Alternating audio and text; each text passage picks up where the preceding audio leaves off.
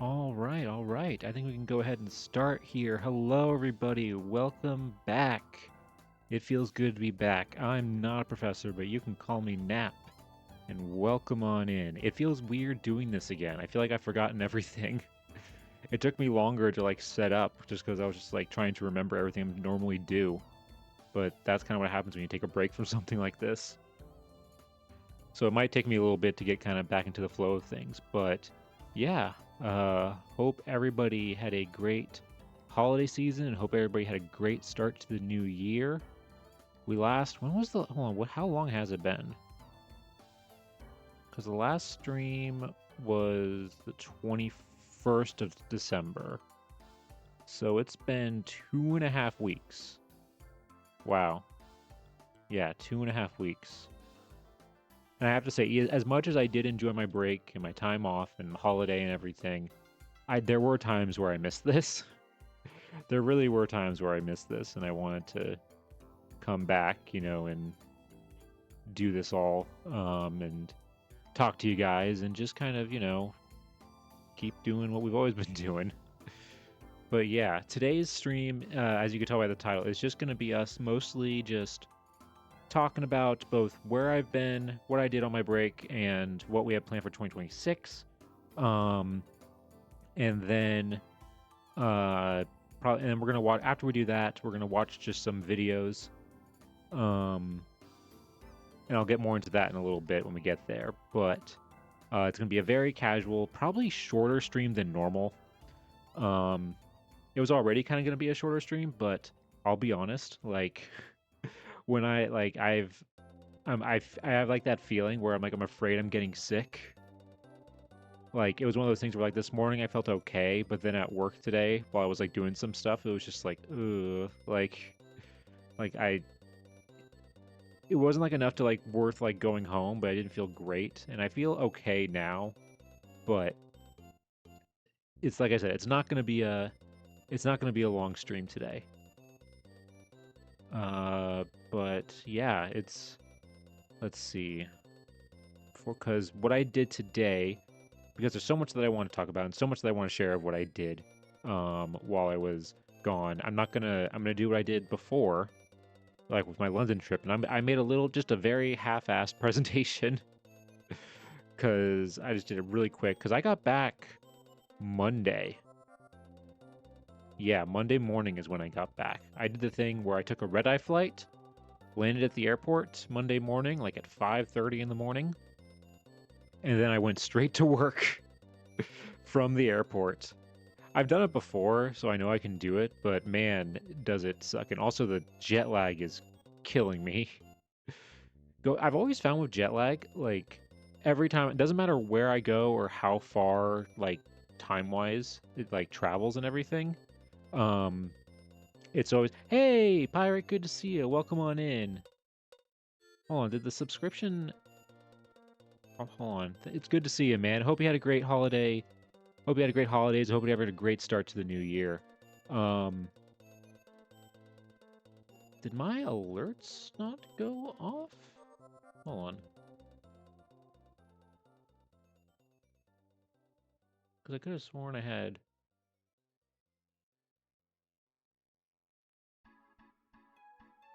Hold on. Let me just check something real quick. Wow. What a beaut. Okay, that was a test. So that does normally work. I don't know why it's not working. Huh.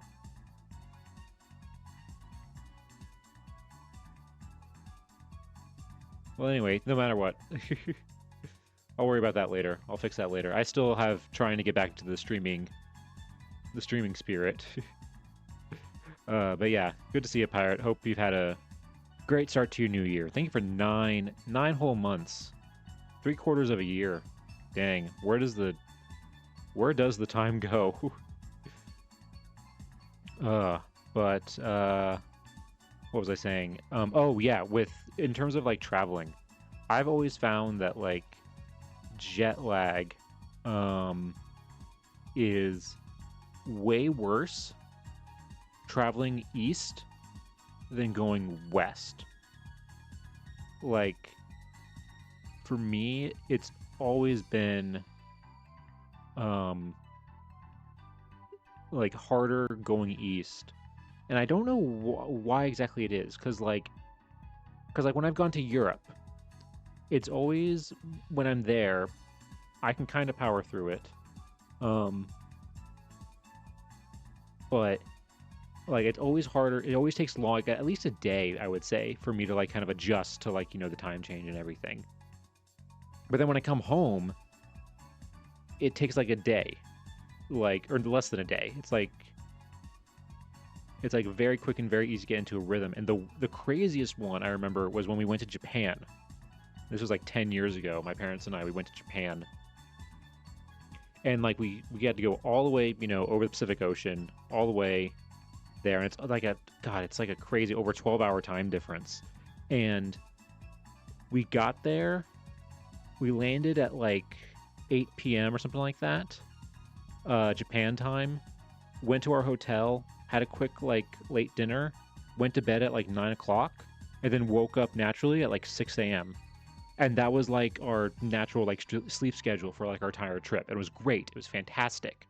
But then when we came home, when we came home, God, the jet lag was awful. I remember I was hanging out at like a friend's house till like almost like past midnight, almost 1 a.m. And I come home and I look in look in the living room, and my mom is in there watching TV, and she's like, I can't fall asleep. And we ended up like staying up and like talking to like 2 a.m. and like neither like we weren't tired at all. It was so bad. And that's how I'm not that bad, but like I'm feeling it right now. Just the 3 hour time difference of going from West Coast to East Coast is just keep kicking my butt, especially when you have to get up at like 5:30 in the morning for work, and your mind is telling you, oh, it's actually 2:30. And you struggle. You have to struggle with just also not going to bed on time, because you're like, oh, it's like 10 o'clock, but your brain is telling you it's 7. It's just the worst. Look at this fancy streamer bragging about having friends. Hey, this was like 10 years ago. No, but I actually am still friends with. Actually, I saw some of them while I was back home. So that was great. So I wouldn't call it bragging necessarily. But yeah, so let's see. I think we'll wait a little bit longer just to see if anybody else joins in. And then we'll get into my little presentation that I have for this today. Where we'll be talking about what I did while I was on break over the holidays and New Year, and also what we're going to be doing for 2026. And this was all made very last minute. I made like, because it's a lot easier for me to do like a presentation and like show the pictures and everything and talk with that as like a guiding thing, like as a way to like guide the conversation, than to just talk off the cuff and then like pull photos like into OBS and everything. It's just then OBS gets like overcrowded and like just disorganized, and it's way easier to just make a quick presentation that I made like last night at like 9 a.m. or 9 p.m. before I had to go to bed. So don't expect anything fancy. No fancy transitions or anything like that. All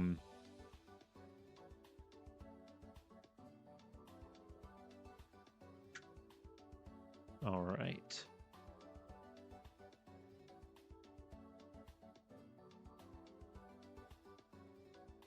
I just remembered too, like looking next to my desk. I still have to unpack all my stuff because I just got back Monday, so I've only been home for like less than 48 hours, I think, or a little over 48 hours.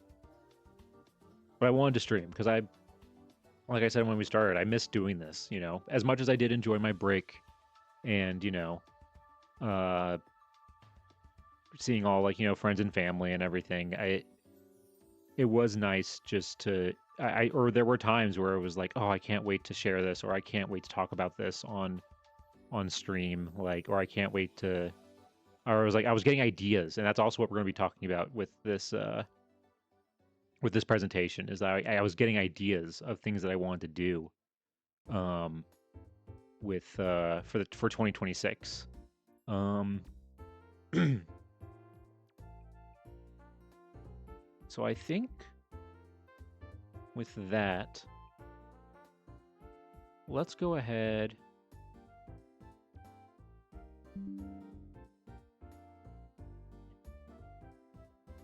Let's go ahead and let's just start talking about Christmas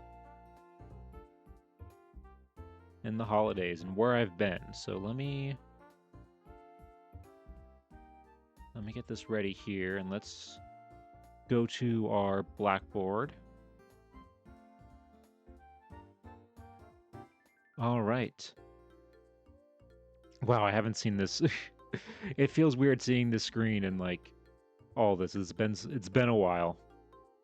But yes, Christmas. I went home for Christmas. And it was weird this year because I also went home for Thanksgiving. And normally I don't do both. I normally have to do like one or the other. Just because, living on the East Coast and they're so close together that like sometimes it's hard to like afford or like kind of justify doing both for paying for a flight to go cross country at two of the busiest traveling times per year in the US. But I'm glad I did. And I was actually able to stay a lot longer this time than I thought I was going to. Which is always nice, because I don't get to, because I'm the only member of my family on the East Coast. All of my other family like lives within like an hour of each other on the West Coast. So it's it's always nice to go back and just spend time and have enough time to see everybody and talk to people and visit. But this was our Christmas. This is my parents' tree that I actually helped decorate when I was there for Thanksgiving and helped pick out this tree. I actually picked out this tree this year because this is a real tree. That is the one Christmas thing that like, I wouldn't say I have a lot of like hardcore like traditions of like, oh, we have to do this or it's not Christmas, something like that. The only one that I have is having a real Christmas tree. I understand that majority of people nowadays use the fake trees, like the plastic trees or the easy trees to put up, and I totally get that. But for me, because growing up, we've always had a real tree. We've always had a real tree. And I just like associate like the smell of the pine and just the whole like, event of going to the Christmas tree lot and picking out the tree and stuff like that, making an event of it. Like I associate that so much with like the holiday season and the starting of the holiday season. So to me, like no matter where I live or where I end up later in my life, I'm very much going to be like, we have to have a real tree. Because otherwise it's just not going to feel like Christmas to me. But yeah, and in fact on that note, I also just to compare, this is my parents' tree, and then this was my tree. I also had to have a real tree in my own apartment. My first ever Christmas tree in my own place, in this apartment that I'm currently living in. And it's just such a dichotomy between the two of like what my parents can do and everything like that, and what I can do in my pitiful little apartment. But hey, at least I was able to do something, It's always nice just to have just like some semblance of Christmas in the apartment, and you can see just like you can really tell a lot about who I am looking at these ornaments. You got a classic, got a grilled cheese sandwich right here, you got Pokemon, you got Benjamin Franklin, you got an NES controller, the globe there is like traveling, You got a leg lamp from Christmas Story, some Critical Role ornaments and stuff like that. And ignore the ignore the zip ties down here, because that's how I had to make sure that this thing wouldn't fall over because of the weight of, because it's not a secure, because the base came with it. The tree base came with it, and I had to do that to like make sure that it wouldn't fall over because it wasn't secured properly once I started putting all the stuff on it.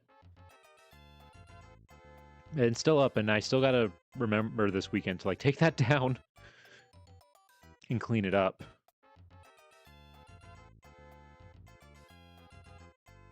I miss cutting, picking the tree, and transplanting it in a pot. Oh yeah, I remember you saying that, Pirate. Yeah, one of our previous streams where you talked about how you would always, transplanting it into a pot, and do it that way.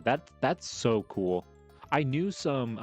There are some relatives in my family who they did go into the mountains one year, and like get a permit so they could cut a tree, in like in the forest.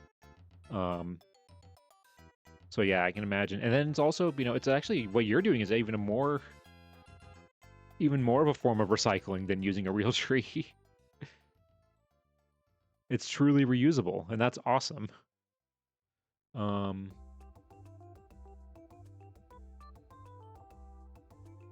But yeah, and so on top of the holidays, I just wanted to share a couple of the traditions that we do, in my family. Like I said, we have the real tree. We always have to have a real tree.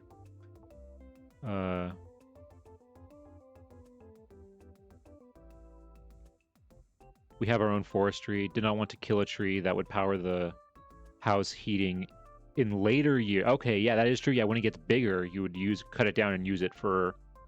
That's actually that is really smart. But this right here, these are spritz cookies, and I'm putting these in here because not only are they delicious and they're so good, they're a recipe from the 50s that my grandmother used. And to make these cookies, we use her original 1950s cookie press that she ordered in a catalog, much like the catalogs that we looked at on stream. She ordered it online, and we still have the original box and and it has the original shipping label on it still from when she bought it in the probably early 50s, probably like 54, 53, 54, somewhere around that time. And you have to use the cookie press to get the cookies to come out in this shape. Otherwise, they don't taste good. We've tried to like make them different shapes and stuff like that with this cookie batter, and it doesn't work. It doesn't taste the same, and it doesn't taste as good. They have to come out like in the cookie press in this shape in order for it to work, and they're so good. They're my favorite Christmas cookie, and by the time I left, this plate of cookies was gone. By the time I left, this plate of cookies was gone. And then something else that I do every year with Christmas is this puzzle. Now, to give a little bit of background for this puzzle, this is a 1,000-piece puzzle that my grandmother on my mom's side, the cookie press was my grandmother on my dad's side. This is my grandmother on my mom's side. She's had this puzzle probably since like the 90s. Personally, I don't remember her not having this puzzle, is how I would put it. And every Christmas season at her house, she would have this puzzle out, and over the course of the holiday season, she would work on it, and I would help her with it. And of course, when I was really little, you can't be much help. When you're like 5, 6 years old, you're working on something like this, you pretend to help, But as the years went on, I would help more and more and more, and it got to a point where I could basically do the puzzle on my own super fast. And I remember there were a few Christmas Eves where I was visiting. There were a few Christmas Eves where I would go to where the table where the puzzle was completed, and I would take part of it apart and then put it back together again really fast. And all the other relatives would be like, wow, you're really good at that.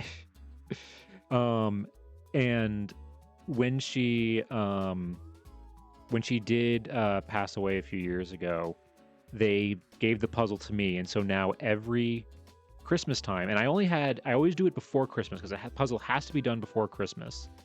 Um, every Christmas time when I go there, I do this puzzle, and I had to do this puzzle because I showed up on like the 23rd.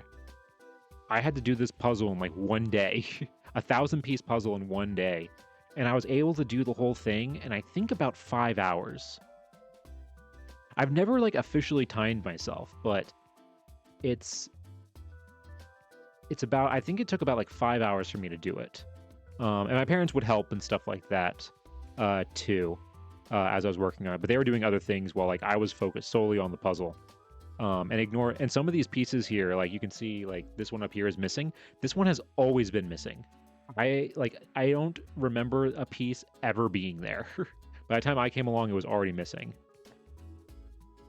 And then there's one missing here, and then there's one missing here too. So three miss. So it's technically a 997 piece puzzle at this point. But considering this is like from the 80s, having 3 missing pieces when it's used this often, honestly, isn't that bad. Let's see. Mom has a bio burner as a more modern alternative to just a broiler and fire system. Also less dangerous than having the regular fire and a secondary ignition. To also burn the flame gases. Yeah, I mean I lived in a house once that had like a full on like a boiler, like oil like furnace and everything, and that was crazy because I never lived in one like growing up. I'd never had that experience of like having to deal with that kind of stuff. Cookies taste better because they're connected to memories. Yes, that is true as well. I mean, that always adds to it, connected to memories, connected to, growing up, and that always makes everything taste better, honestly. Let's see. Yes, and now Christmas Day comes along, and one thing, I'm not going to share everything, or show off of like what I got and stuff like that, but I only wanted to show you guys this one thing because it affects the streams. I asked specifically for this, and so now I don't have it set up yet because, like I said, I just got here on Monday. But look out for this possibly being set up. I'm hoping to have it set up by the Sunday stream. That's my goal. So it's gonna be just a little bit easier for me to like do like transitions and stuff like that, and also be more annoying with sound effects. So get ready for the stream to be either more smooth and more annoying. But yeah, and I wanted to do the small one because they have one that's like a 32 button one, which is just like insane. I just wanted to do the small one because I don't have a ton of desk space. But yeah, so this will be hopefully be set up by Sunday's stream. That's my goal with this. Then yes, okay, and then some of my adventures while I was away.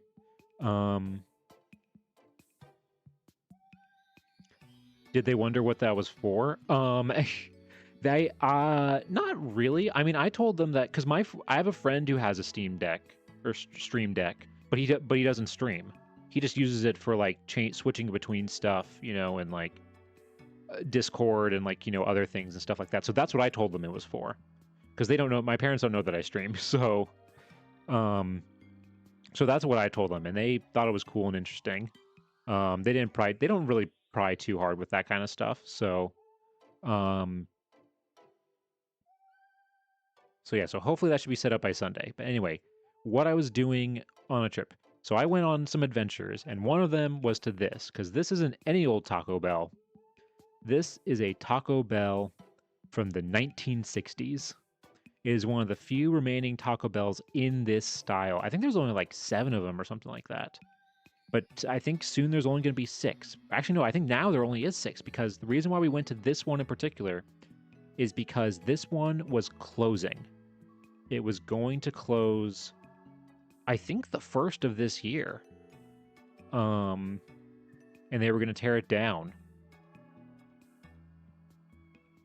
Yes, it is a very Spanish. All of them used to look like this. They used to have a very like Spanish design and everything like that. And one thing they did change was like up here where the bell is, sign is, they probably just covered it up. There was a hole here, like a hole here with an actual real bell hanging there.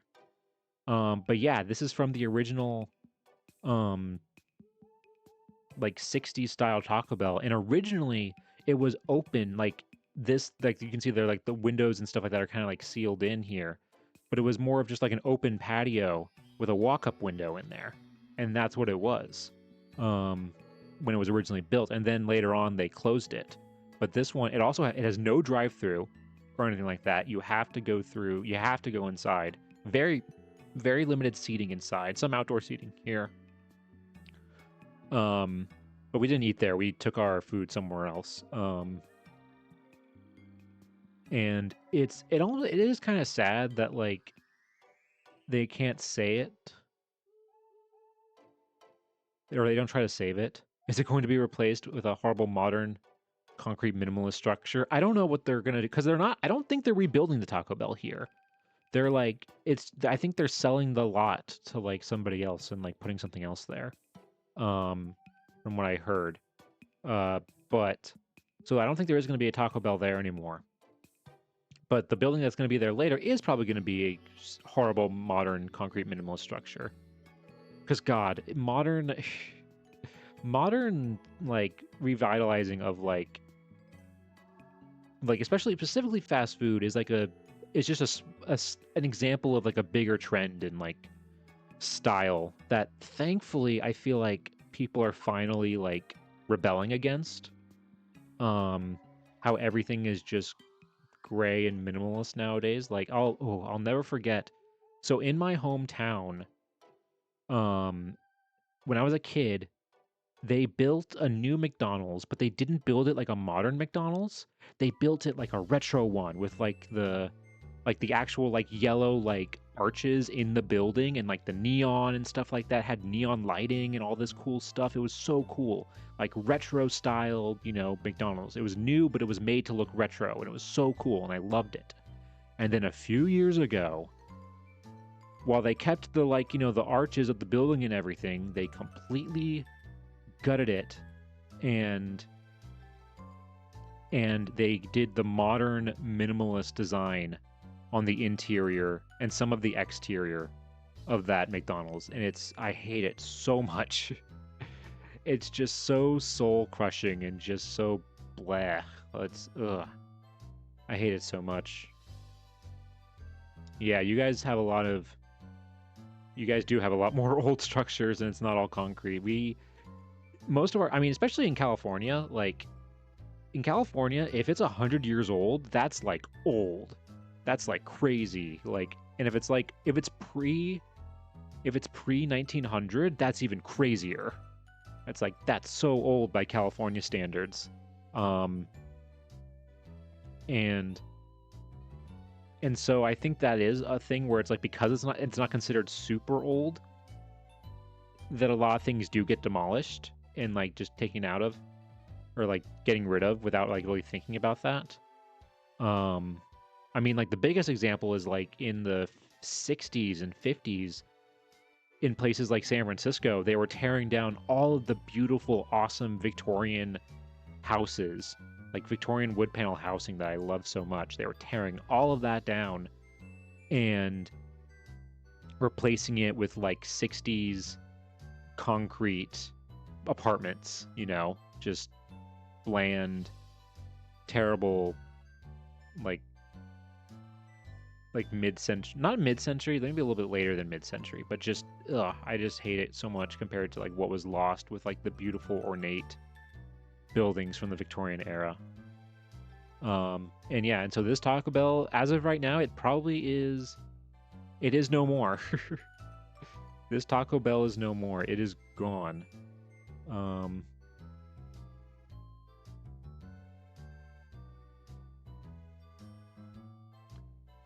An old jazz pub near me that had Louis Armstrong play in it has been sold because the owner died.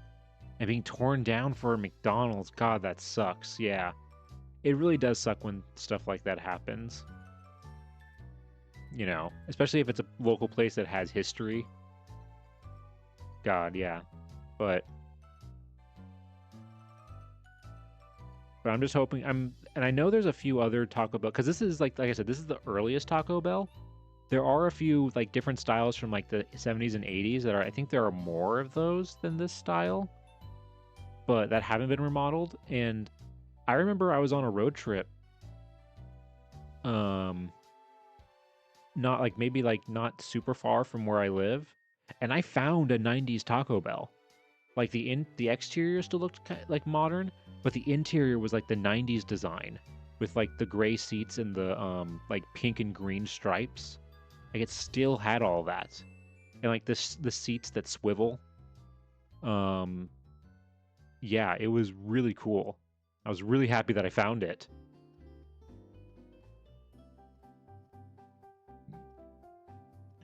So that was one of my adventures. And speaking of old things that are being disappearing and don't exist anymore,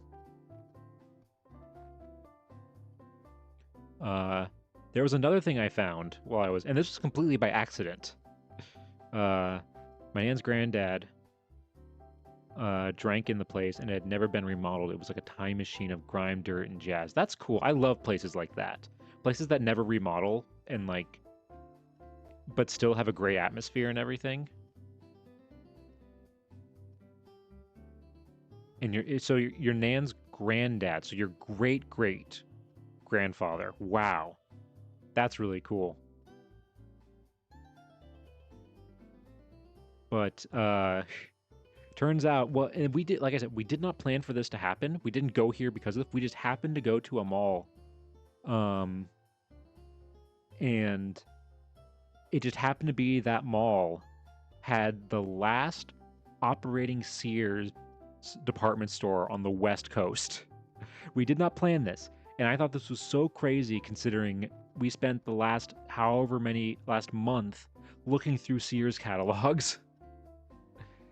And I like we always think of it as like a bygone thing, but apparently there are still a handful of Sears stores left, and I went to one of them, and my God, is it sad. Like, it's crazy what it used to be. Like with those catalogs that we saw and how they had everything and it was all this cool stuff and it was like just overall like, just a great, they before they got killed by the internet. And then you go into this place and it's the back rooms. It's so desolate and like creepy in there. It's very liminal. And it was 2 floors. This is the bottom floor. They had like washing machines for sale. Like washing and drying machines. You can see they have a fridge here. This whole area is like, you can see it's boarded off because they didn't have enough merchandise to fill out the whole thing. And they have like closed like side like other like add-on things that used to be there. I think there was like a little like jewelry store, like a watch builder or a watch repair or something like that on the side here, and like a photo development thing that was all boarded like closed. And it was just so creepy and bizarre. It feels like the back rooms, like a liminal space. And it was even weirder upstairs because upstairs was more full. It was mostly like clothes and stuff like that, but it was so quiet and so dead compared to the rest of the mall because the mall itself was actually pretty busy. Like it wasn't a dead mall at all. Like there were plenty of people around. It was post holidays shopping and traveling and stuff like that. It was pretty popular and pretty busy. But in here on the top floor where it was like all closed, everything was like untouched because nobody was going through everything.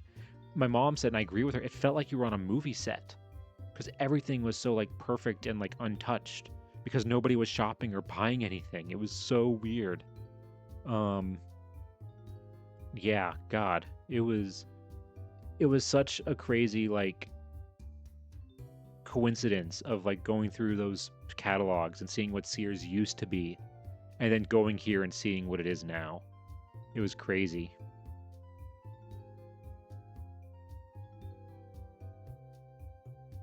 Let's see. It did not have an indoor toilet. You had to go to the end of the garden to use a toilet. Even last year when I was there. That is nuts. That is crazy that there was still no indoor toilet. I was in a Sears once when I needed to kill time when I was in the US waiting for the wife to finish at her job in the USA at a time. Yeah, I mean, I think I've only been to before this, I think I'd only been to a Sears like once or twice. Like it wasn't even by the time I was like kind of paying attention to this kind of stuff, Sears was already like going away because the internet was starting to kill it. Because they refused to like kind of change and take on. They fully still used their shopping catalogs and uh, storefronts, brick and mortar stores. And this one place, we're pretty sure that the reason why they're not here, or they're still here, is because the mall doesn't want them to close. That's my personal theory, is that they at the mall like lets them stay there for like super cheap, so that way the mall doesn't have like a big empty, you know, like anchor store. Because malls nowadays, in the U.S., are just dying. Most of them. I went to a dead mall. This is like 2 years ago. I went to a dead mall near me, and it was crazy how empty it was. But I like I know some people like with like liminal spaces and like backroom stuff and things like that. They get creeped out by it. I don't. I don't know what it is. It's like, to me, it's like I get the feeling of like, some people like say you get like a feeling of nostalgia, and I get that, even though for like some of these things I wasn't even around. But I don't know. There's just something about it that like I'm just too curious because I love exploring places and like going to new things and like seeing places empty. Like it doesn't creep me out. I think it's cool and interesting. So that's why I think a lot of these like pictures like this don't creep me out or um give me anxiety or like make me feel like alone or something like that. I think it's cool. But that might just be me. All right, and then another thing I did a quick day trip to San Francisco, and while I was there, there's a museum in San Francisco, an art museum called the DeYoung, and while I was there, they had this special exhibit inside, the art of manga, and all based on Japanese comics. Now, I'll start off by saying I actually have never I don't read manga. I've watched some anime here and there, and I watch VTubers. That's really my only like anime real experience. I don't watch a ton, but I do love and appreciate the artistry that goes into the medium, and just both the storytelling and the artistry that goes into it, especially with like manga, how you have to like translate, and same with like comics in general, how you have to like translate like movement and motion and set an atmosphere of sound and like but only using still images. And I think that's really a really cool talent and skill that goes kind of underappreciated sometimes.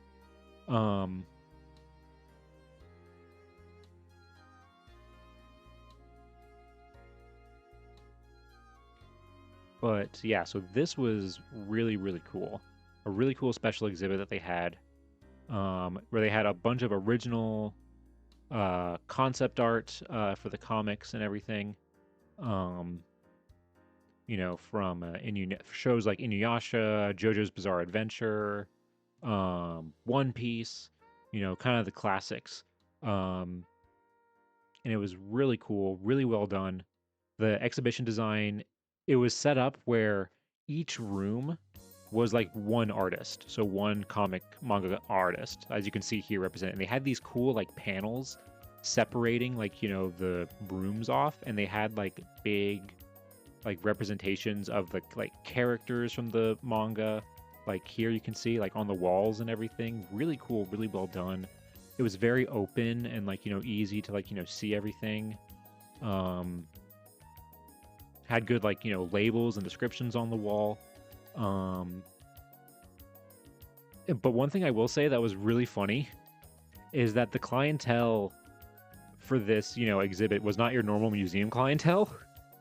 It was a lot younger, a lot kind of more like nerdy people who don't go to these types of things.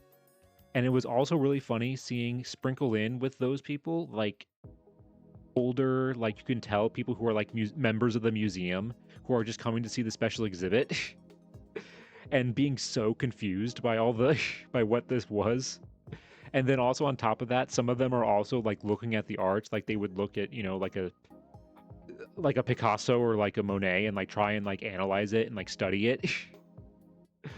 Um, but yeah, it was really cool overall. And oh yeah, and then this I didn't do this is actually a projection where it's like a video and like the uh like there's like a fountain going and stuff right here. It was really cool. Again, really cool exhibit design with like the arch here and like how it's like kind of gets smaller as you go through into the next room. Kind of similar, like it simulates kind of like the pages of a book right here. And this artist here, and I'm blanking on his name, this comic artist, he did a manga that I actually kind of want to read. That's on it's basically Pliny the Elder, like the story, like the writings of Pliny the Elder, but in like manga form, and it just sounds really cool and really interesting. Um, and then something else that they had there that was also really cool is talking about how they made manga, and they had these like they showed the printing process and how they have these like giant, like metal drums that had the etchings of like the the comics that get like printed onto the paper and everything. And here's a different, like a smaller one that they have here that I thought was really cool. Just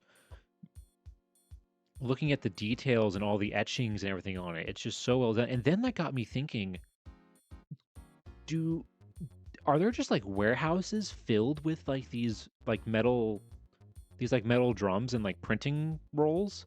Because like, or do they like melt them down and reuse them? Because this would be something really cool to own. However, I don't think for copyright reasons they would ever sell these. For copyright reasons, I doubt they would, like a company would ever want to sell these, but it really makes me wonder, like, are there just a bunch of, because when you think about, because they have to make multiples of these drums for every like volume that comes out, and there are some, you know, think about how much manga is released every year and how some manga have been going on for like decades, and some things are being like reprinted and stuff like that. It really makes you wonder, just like where does this stuff go? I want to see it. That's something I really want to see. And then also in the gift shop, it was crazy seeing like manga and anime figures for sale with like mixed in with like paintings of like about like books about like Monet and uh Hudson River Valley and like other different like art styles and everything. It was just a crazy dichotomy. And then they also had a bunch of like gachapon machines outside, like a huge wall of them as well, where people could, get little figurines. And it was crazy also being in a museum and seeing HoloLive VTuber stuff um for for available to like purchase and like get. So yeah, so the special exhibit, honestly, really, really good. 10, I would give it like 9 out of 10. Very well done. Wish it could have been a little longer, but I think it was long enough that it was kind of worth the price of admission for it. But now I want to share, let's see. Okay, so this something I always do because I've been to the De Young several times. And one thing I always try to see when I'm there are two things. These two rooms are next to each other, and the first one is this, and I'm blanking. I always forget the name of like this style. It's like a French name. Uh,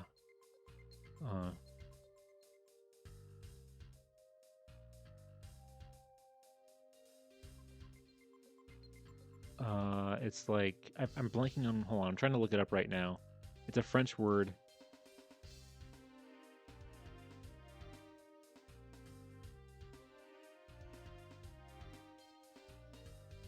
Uh,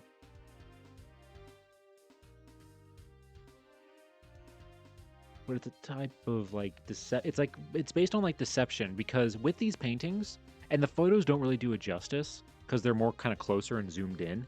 When you look at these from like far away, and you can kind of maybe more so in this one, like how they trick you with like making it look three-dimensional and everything, like how everything on here is painting, including the frame. You can kind of see it up here where it's like this frame is not like an actual frame, it's just painted. It's painted to look like a frame, but it looks so three-dimensional. And same with like the string with the chalk on it. It looks like it looks three-dimensional. Especially down here and like this part with like the shadows and everything. It's so well done. And this one not as much. Um, the smoking pipe not as much when it's this close, but just how they draw like the background with like the wood planks and everything to make it look like that it is painted on like that is like the natural wood grain of the canvas, which it's not. And again, just like the shadow, I love this style. I'm trying to find out what it's called.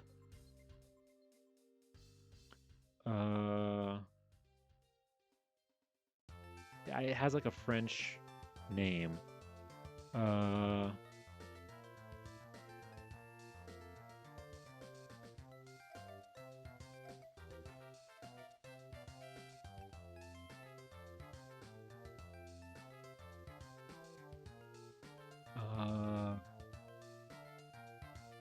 oh, yes, okay.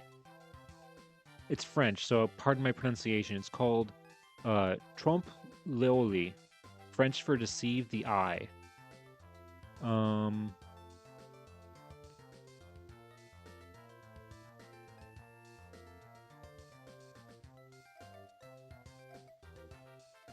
because it is designed to trick the eye to make it look three-dimensional when it's actually not.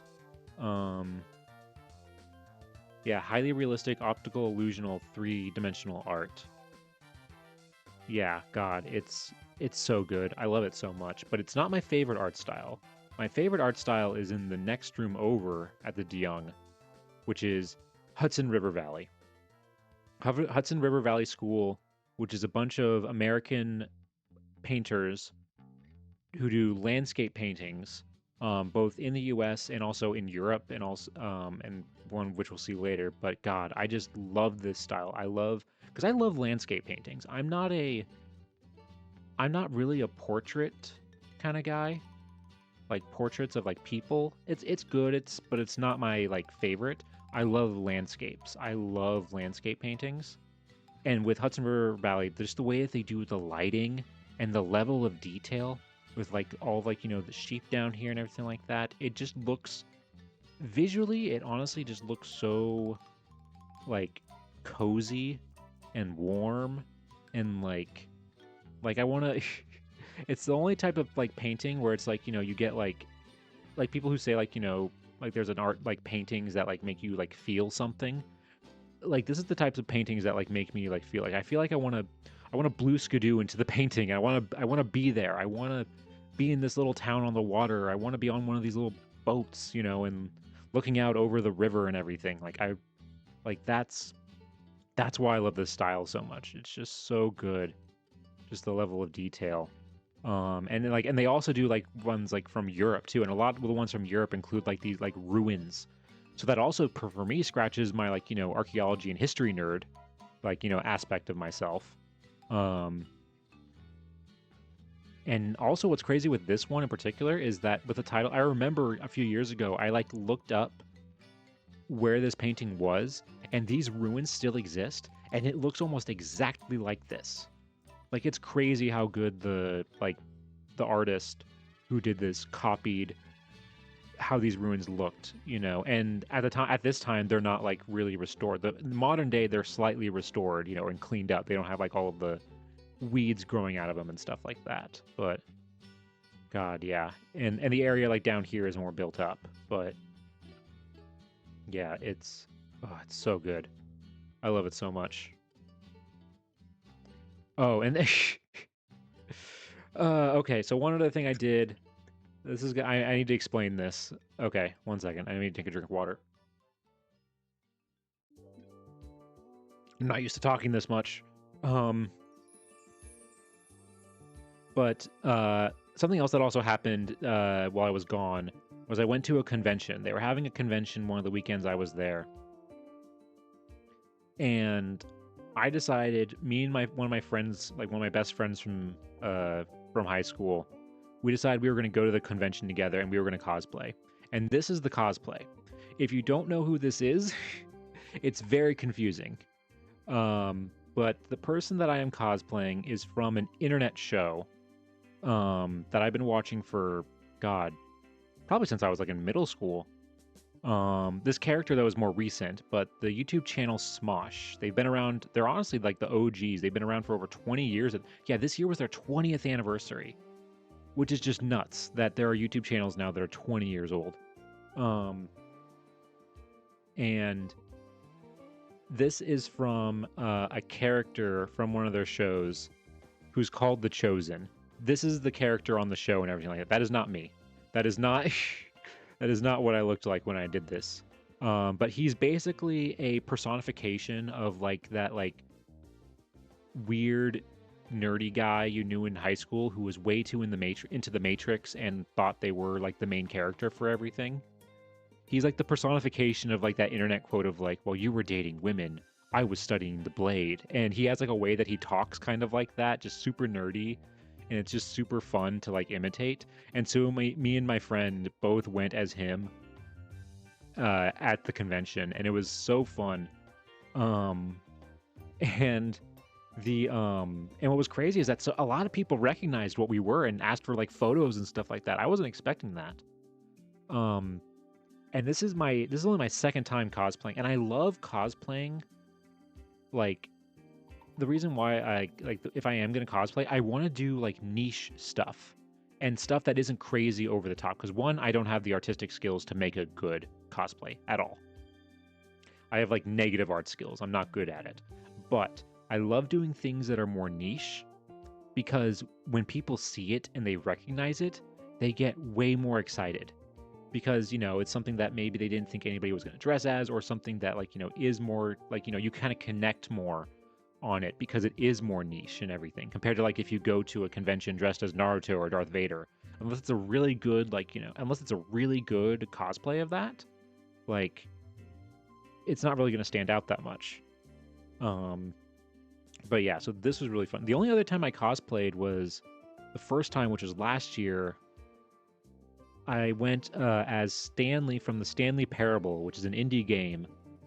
Who's a guy who just wears like a normal, like, kind of office outfit and carries around a bucket.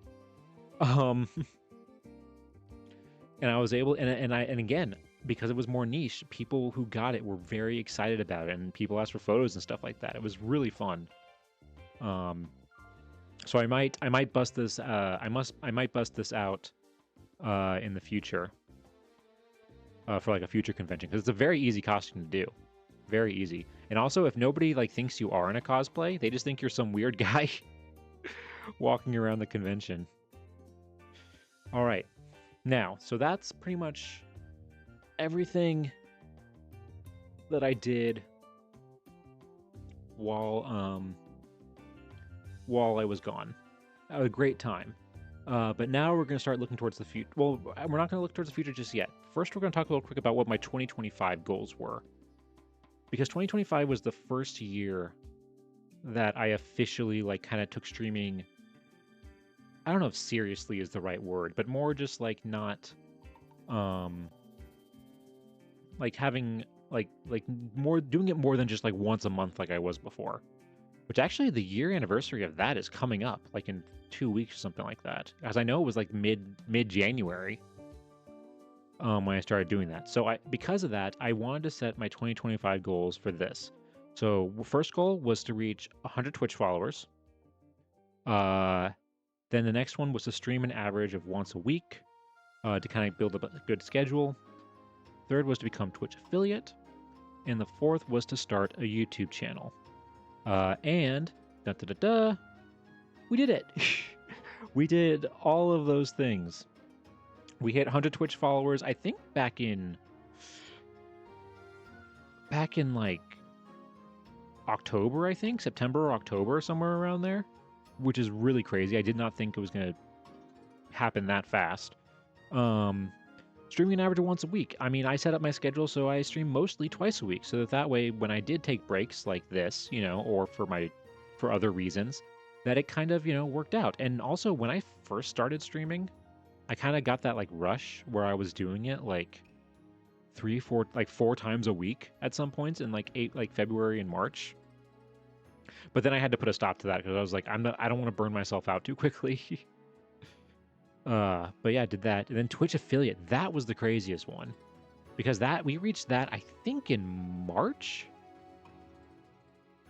Like late March, early April, something like that. And it's great. Like, that was the craziest thing. Because I thought it was going to be like closer to like mid to end of the year that we were going to hit that. And part of that is because, and specifically a shout out to the streamer Melissa in Denial, because her raid is what pushed me over the edge to reach Twitch affiliate. So huge shout out to her, Melissa in Denial. If you have not followed her, she is awesome. She's an Egyptologist who does streams about Egyptology and ancient Egyptian history, and also plays history-based video games. So yeah, so because of her, I was able to become a Twitch affiliate, and because of that, we unlocked a lot of new stuff. That's the reason why you guys have emotes now and stuff like that. Then start a YouTube channel. I also started my YouTube channel mostly with just shorts, and it wasn't like a thing where it's like, oh, I want to make one short a week or something like that. I'm kind of just doing it kind of as I have time or feel inspired. I don't want to like force content or like make it where it's like, oh, I have to do something every week, because also that would just, again, I don't want to burn myself out with this. I kind of want to do a slow burn and just like enjoy it, I don't want to go too hard right out the gate. And then, but that's last year. Now we're moving on to this year. So these are our 2026 goals. And I'm going to post these on Twitter later, so that way I have like an official like record of them. So for this year, I'm going to try to aim for 250, ending the year with 250 Twitch followers. Basically doubling what we have now. We'll see if we'll be able to do it. Who knows? But I think we can. I really think we can. Then an extension of my YouTube channel is upload long-form YouTube videos. As I said before, all I've done so far is just shorts.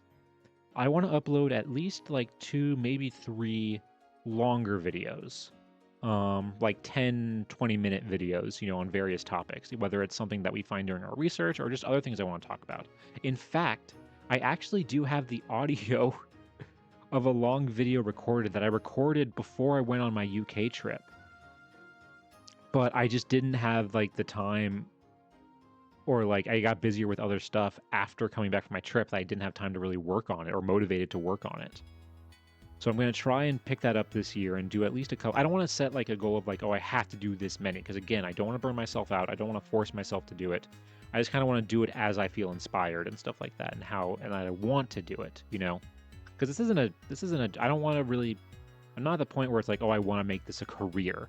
This is still just a hobby for me, and I want to actually enjoy it and not like turn it into a money-making thing. Speaking of money, the next goal, commission assets. So I want to commission some stream assets, things like stream overlays, transitions, maybe some subscriber badges and stuff. Yeah, exactly, Pirate. It's a hobby. Yeah, not a job. Yeah, no, I don't want to get to that point. I don't know if I honestly would, as much as I do love doing this, I feel like making it a job would just be way too stressful. And I would get burned out way too quickly. Hey, Ocean, welcome back. Good to see ya. Hope you had a great holiday and New Year. We're just talking a little bit about what my 2026 goals are. Yeah, so one of them, what I was just talking about, is commissioning assets. So this one's going to be interesting for me because I've never commissioned anything before. So this is a whole new world for me. In terms of like, I know I've glanced at some stuff on like VGen and like other places, but I'm not going to change the PNG. like I feel like I can't change the PNG at this point. Like this is me at this point. um so it's going to be, if I am going to commission stuff, it is going to be like backgrounds, transitions, maybe subscriber badges. um I don't know if I would do maybe emotes, but I think the ones I definitely want, I think I think I would, yeah, just do like transitions and overlays, stream overlays. Um, and I have an idea of what I would want, but yeah, a Peanut Man PNG for Halloween. Him making a PNG for him is hard because like he's like not detailed enough to like have a mouth, or like his mouth like isn't like big enough to really like notice it for like, I don't know, like yeah, to like really notice it too much. That like it would just be, I feel like if I did make it it would literally just be the PNG like vibrating when I talked. That's all it would be. Or I could like edit it in some way. I don't know, maybe. Stick around for Halloween, maybe something will happen. And then the other goal I have for 2026 in terms of streaming is to stream more games. And now does, in case you're worried about that, that does not mean we're going to be doing fewer research streams. Research streams are still pretty much going to be the same hours that they normally are, like Wednesday, Sunday. What this means is that I'm probably going to be doing more guerrilla streams, so just kind of streams whenever I feel like it. Because honestly, playing more video games is also kind of a personal goal for me as well this year, beyond streaming. Because games are something that like I've always kind of like, I've paid attention to the scene.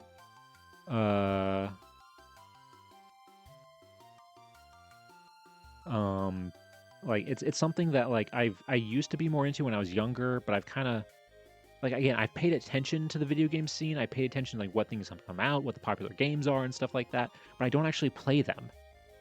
And so I want to change that this year and play both on stream and off stream more video games and just kind of get back into it again. Like a lifelong disease, you have us for life. Hey, I'm happy you're here, Pirate. If you are a disease, you're a good disease.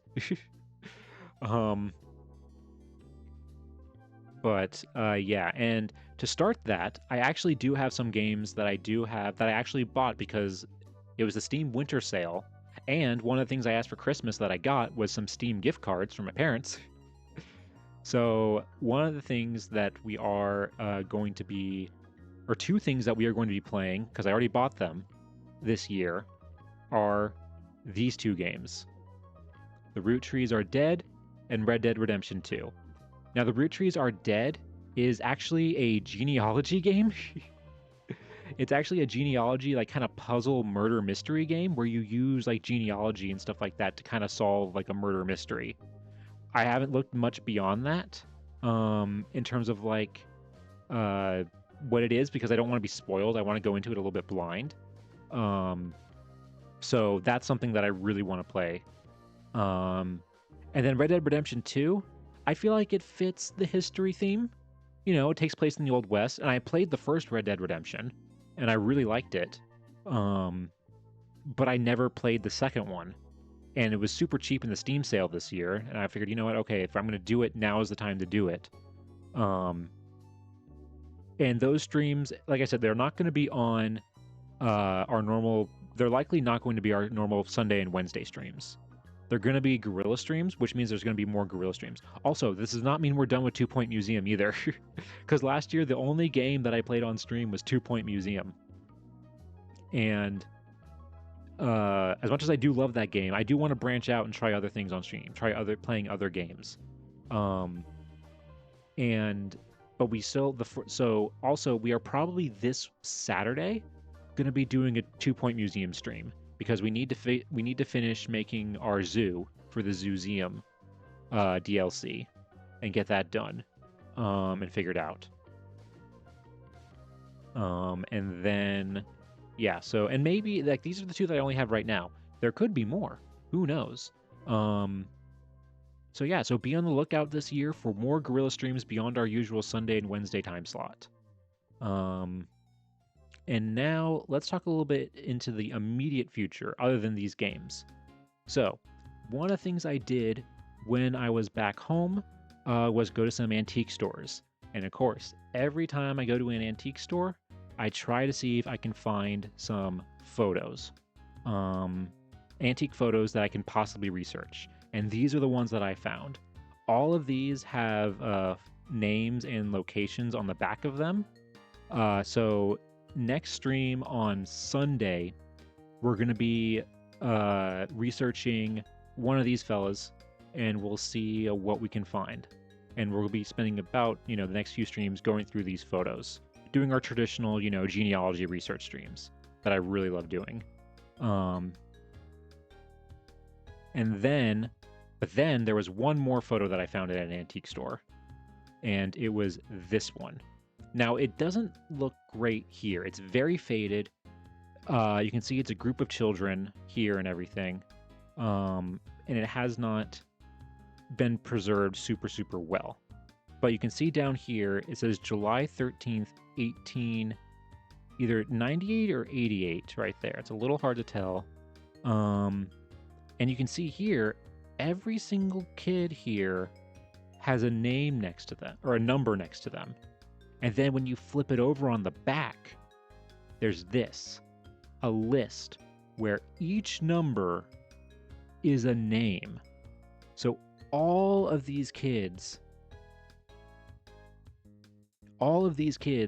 we have their names, which honestly is incredible. And so what I want to do, and this is going to be a long project. This is going to take possibly months to do this, is go through and see if we can find all of these kids, 24 people in total on this thing. Hey, Coco, Happy New Year. Hope you had a great holiday and New Year. Welcome back. We're just going through a little bit of what we're going to be doing on streams coming up in the near future. And we also know that, so yeah, taken July 13th, 1888, Eleanor Matley's birthday party. So this is a birthday party from 1888, which honestly is crazy. So all these kids were born in the 1880s. Now at first I wasn't sure if we were going to be able to do this because we didn't have a location, but then on the bottom here, and this was written at some point way later, it says property Henry M. Dunn, Tunkhannock, Pennsylvania. So that gives us a great starting point that at least it's very, very likely that this photo was taken in Pennsylvania. And there's also a possibility that we might not be able to find these people because for whatever reason, it's not actually from Pennsylvania. It's from somewhere else. And it just happened to be in the hands of somebody who lived in Pennsylvania at a later point. What I'm hoping is that there are at least some siblings on here and that we can use the siblings to maybe figure out who's who, and where this is going to go. Yeah, so that's my plan for this next few months, because this is going to be a big part. The first stream of this is just honestly going to see if we can find, if we can make sure that we can find some of these people, or at least find the person whose party this was. Because another project, this is a different version of it. Another thing I've thought about doing was doing this, but for a school, a class. Because classes, class photos have the names of everybody on there, and they normally say where the school is, and so you can figure out where it is. So this is kind of a harder version of that. And older too, because this is from 1888. Most of this, when I was thinking about doing the school one, it was probably going to be from the 19-teens or maybe the 20s. But yeah, so that is what we're going to be doing for this year. In case you missed the beginning, these are the goals for 2026. I'm going to be posting them on Twitter later, probably tomorrow. Yeah, so 250 Twitch followers, upload a couple long form YouTube videos to my YouTube channel, commission some assets like stream overlays and transitions, and stream more games here on stream. So yeah, that's that. Now, okay, let's see what. Let me check something real quick. How are we doing? Okay. Um. All right. So I am going to go back to our home screen real quick so I can set up the next thing that we're going to be doing. Because if you saw the title, it's just a title of the stream. We're going to be talking about 2026 stuff, and then also uh, watching some videos. And we're going to be watching videos today from a specific person. I'm going to go ahead and get this set up and get some water real quick.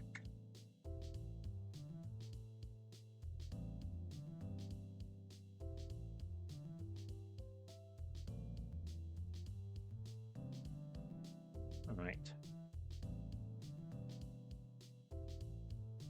Okay.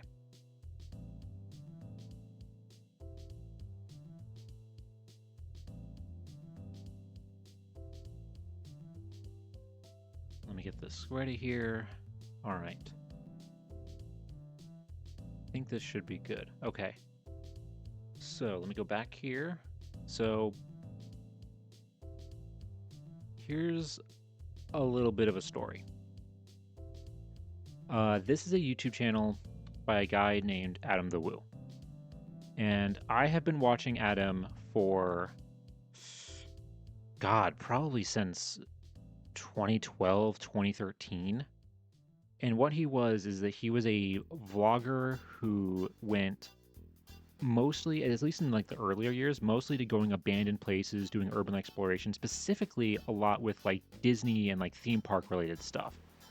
Um, and it's his videos honestly that got me super interested in traveling, um, and exploration, and because I love exploring places and I love abandoned places and stuff like that. And he was not only the first one I saw doing this type of stuff, he honestly was the first to do it. You can see some, and he would also go to like not just abandoned places, but also go to like uh, filming locations and other stuff. It got to a point where like he would go to abandoned places at like Disney World that for a few years he was actually banned from Disney World, and was also to this day banned from Universal. Now I'm bringing this up because unfortunately back right before Christmas, Adam passed away at the age of 51. And I wanted to dedicate this part of the stream to going through some of my favorite videos of his and how they honestly kind of inspired me to like, do this. Because honestly, I don't think I would be doing this right now if it wasn't for him. He got me so, and when I say he was the first doing this type of stuff, he was doing it like before anybody else. He's considered like the grandfather of like urban exploration and like doing like abandoned theme park videos. Like, look, 15 years ago, 16 years ago is his oldest video, you know? And yeah, it's just, I want to go ahead and just watch a couple of these videos so that, in Adam's memory, and just to show you a bit more, what he was like and the type of content that he made. Yeah, he really was a trailblazer for the time, for early YouTube. Like he really was doing it before like really anybody else that I know of. Okay, I'm gonna go ahead and pause the music real quick, and hold on. Right, let's. Oop, nope, that's not what I meant to do. Okay, so this is one of his oldest videos that has to do with exploring an abandoned place. This video, hold on, wait, when is this video from? 15 years ago. 15 years ago, and he's going to Walt Disney World to abandoned to explore the abandoned river country water park that was on site at the time. And by the way, he is when he is doing this, he is breaking the law, and this is why for a few years he was banned from Disney. um, but we'll go ahead and keep in mind this is from 15 years ago, so the video quality is not going to be the greatest. And also let me know if like the volume is too loud, too low. So let's just kind of sit back and chill and show what Adam was like. This is old Adam too.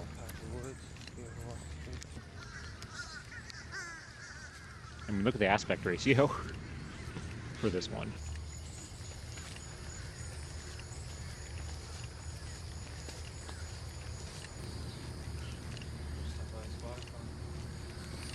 Get a little drink of water.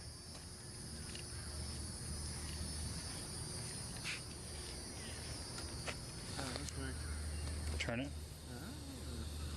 That's crazy that they're at an abandoned theme park and the water fountains still work.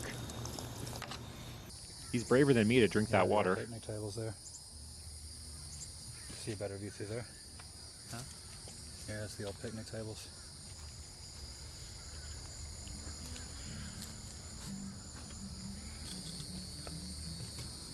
Dude, awesome. This is back when you can, like, you know, at the time you could upload something like this, doing something illegal and get away with it. Amazingly out here. Still have the music playing. There's no one out here. That is crazy that the music is still playing Here too. we are at River Country, the old Walt Disney World water park, the very first water park here at Walt Disney World in Florida. This is all that's left of it. It's kind of dark out here. There's literally nobody out here except Josh. He just had to drop a deuce. Again, the bathrooms still work? They still have toilet paper? At this point, the park had been abandoned for 9 years. Sneaking in here.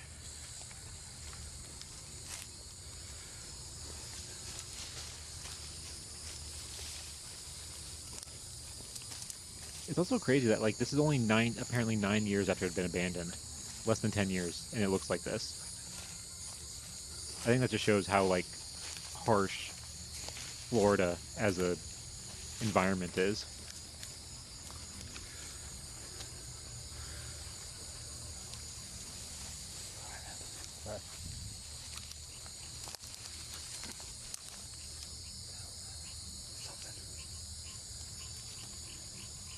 We do not have the autofocus on this camera. We're inside River Country right now.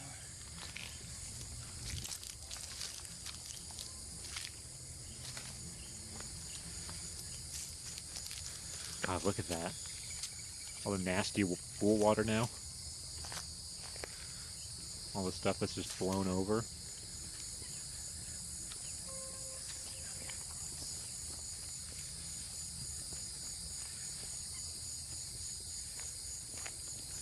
Abandoned, like, pedal boats, it looks like. Or no, those are lawn chairs. Water park, first Disney water park.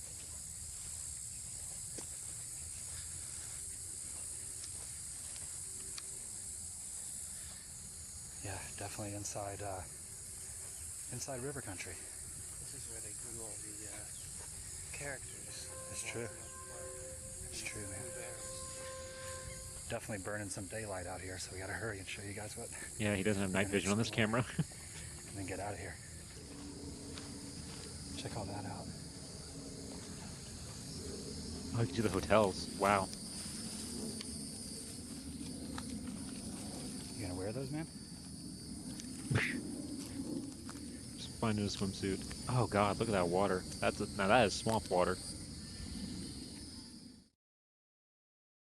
Oh, wow, look at that. Before and after. I think since then this has been torn down now. Like, it doesn't exist anymore. But it was around for a long time after it closed. What? Can we go in? Also, I think after, like, videos like this started getting uploaded, they increased security so much more around this area. unsurprisingly.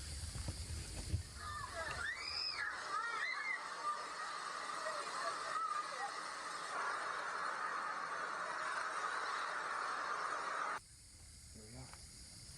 I think for that bit he was just filming a TV screen to show like the old footage there. I think he was just filming a TV screen. Oh, do they touch? I wouldn't trust that bridge. No. I don't trust it, dude. No, Okay, yeah, he doesn't trust it either.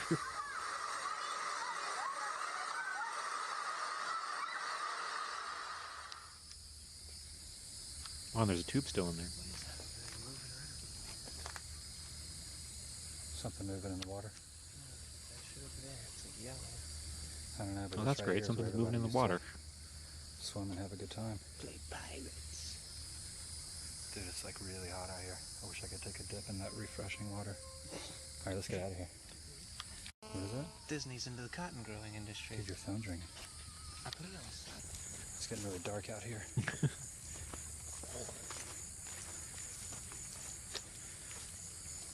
Yeah, wow, look at that. It looks like all that's been just blown over. Probably from maybe like a Everybody can see hurricane. this. Some sort of rock with some sort of carvings in it. It's probably the kiddie pool. You just chilling, man? Enjoying river country?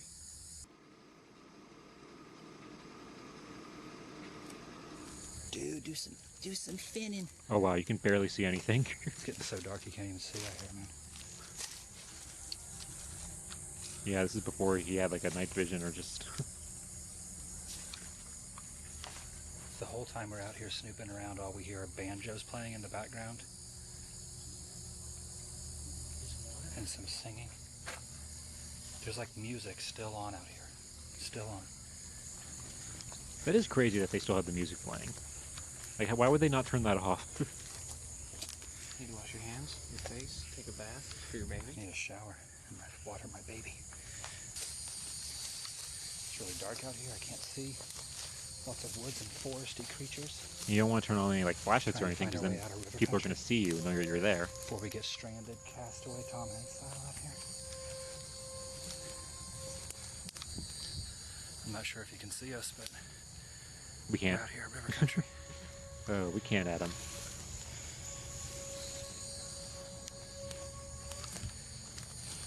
This is definitely pretty crazy. There's a lot of briar patches here, man.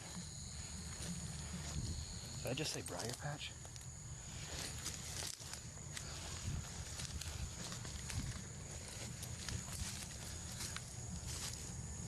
How do you feel now that we got just entered, scoped out, and then safely got away from river country? That was awesome. I would do this again. I'm not gonna do it right now, like it's hot. I don't know if we ever did go back. Looking for us. Thought you could Anyway, stick a dip in there, make our way back. swim back across.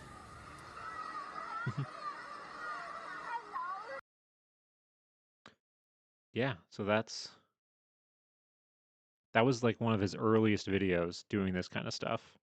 And you'll see that was just a few years later um he made this video, which is honestly I think is one of my favorite of this style. You also see in this one he also got his theme song that he played at the beginning of a couple of his videos, and he's going to be exploring the Nickelodeon Studios,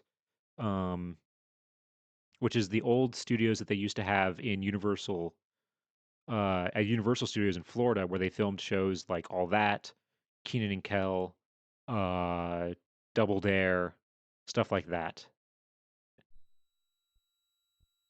I hope the intro theme song's not too loud for you.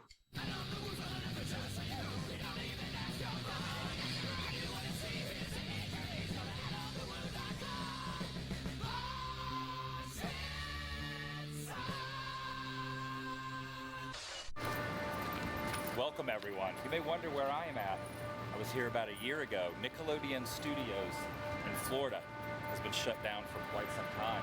And inside this building, about a year ago, I tried getting in here, and I failed. But today I'm going to try again. Join me, shall you? Wow, he already tried that once. Oh yeah, and him saying "Join me, shall you" was something he said in almost every video. That was like his catchphrase at the beginning of every video. So by this point, compared to the first video we saw, he has more of like a style, you know?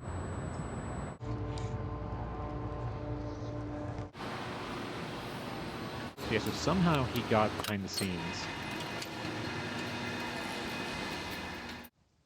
Stage 19 is where all the magic happened back in the day here at Nickelodeon Studios. I wonder if there's any remnants left inside. There's a little something for you. Yeah, there's a little, at least, looks like it said Nick.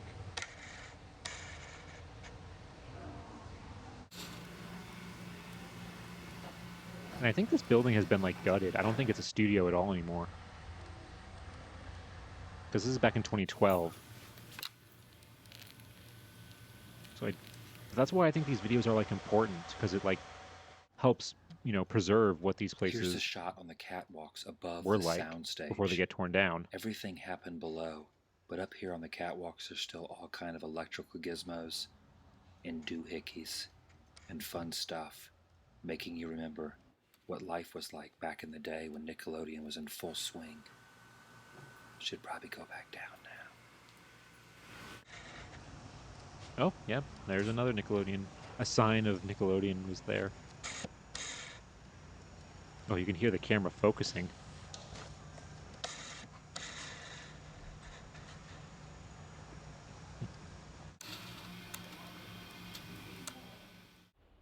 What fascinates me about this is how old school it is. Check out these Wow. buttons. If you have any That was doubt an old computer and on where TV. I'm at, check out what my finger has to say. Where am I at, finger? Finger, where am I?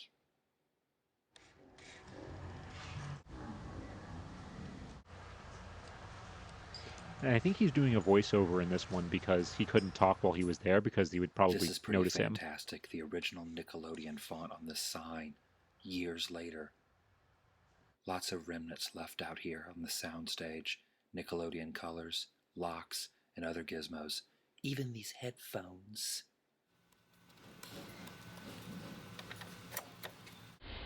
Oh, it didn't do anything. It'd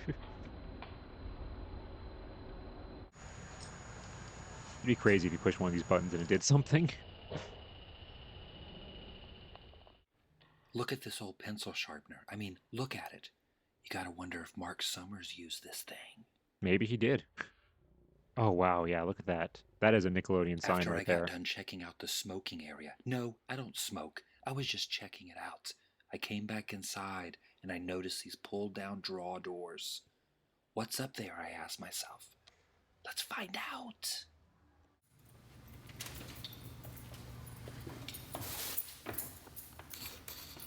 Oh, it really is all just sitting there. Old escalators.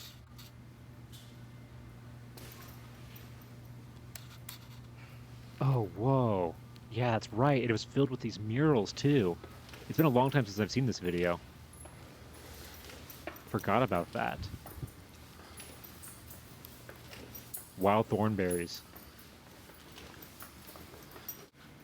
It was crazy that, like, I did not realize for a longest time that Nigel Thornberry in that show was Tim Curry.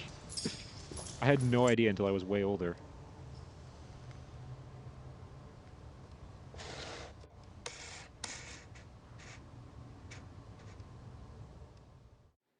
Now we're getting down to the nitty-gritty. The original font, colors, and logos. Nickelodeon. I could tell you More what this room stages. was, but I want to know if the hardcore Nickelodeon fans do. I'm If not you know hardcore what enough. room this was, years ago back in the Nickelodeon days, leave a comment down below. No idea. It honestly just looks like a ballroom.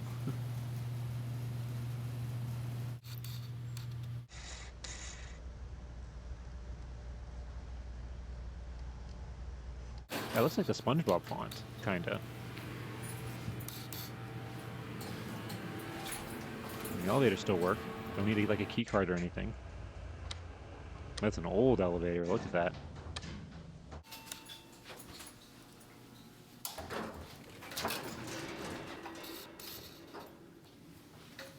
Oh, wow. Look at that. it's crazy that like some artists put so much time and effort into making these murals, and now they're just now they're gone. Like these were definitely like destroyed or covered up, and at this point they were just abandoned, just sitting there. Back in the Ren and Stimpy days. I never really liked Ren and Stimpy. It wasn't on that much by the time I was watching Nickelodeon, but I don't know. It just never wasn't a fave growing up.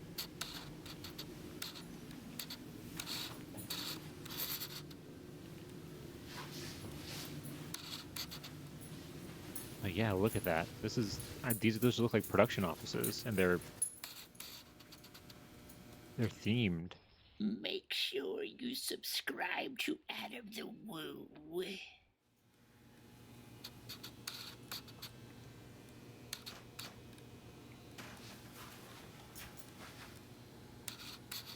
Oh, Foley and voiceover. Oh, that's cool. Online editing. Not like internet editing. I think it's literally just like that's like I think like a movie term.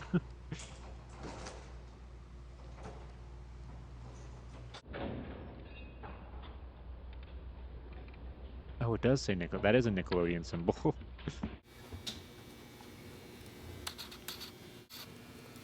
See, I could never do this for like a place that is like, I mean, it's abandoned, but it's still like in a place where What's like that people. in there? A dry erase board? I knew it had to be done. Oh, is he gonna write his name? But I would never like explore an abandoned place that like still clearly is like kind of occupied like this, or in a place where it's like still kind of visited by people, or like because I would just be too terrified of getting caught. I would be way too terrified of getting caught. Whoa, hair and makeup, and it still has the makeup chairs and the lights around it. Wow.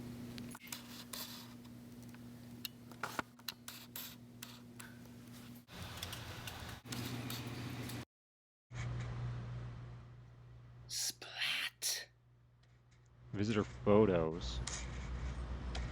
So probably when they would, because I know they would bring people through there sometimes who were like visiting the theme park. Oh, look at that TV. That is a 90s TV right there.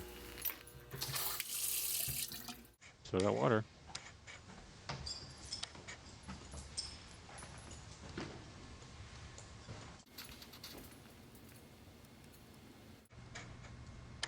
Oh yeah, look at more murals. This is nuts.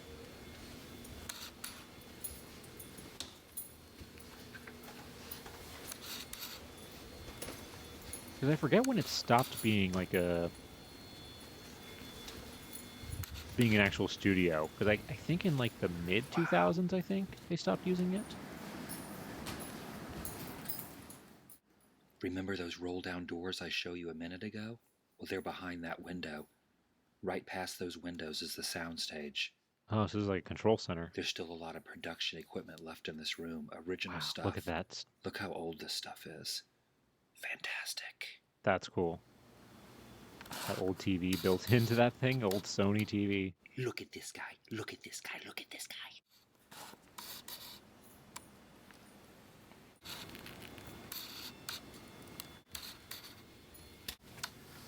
I wonder if he tried to open any of those doors or if he was too nervous too.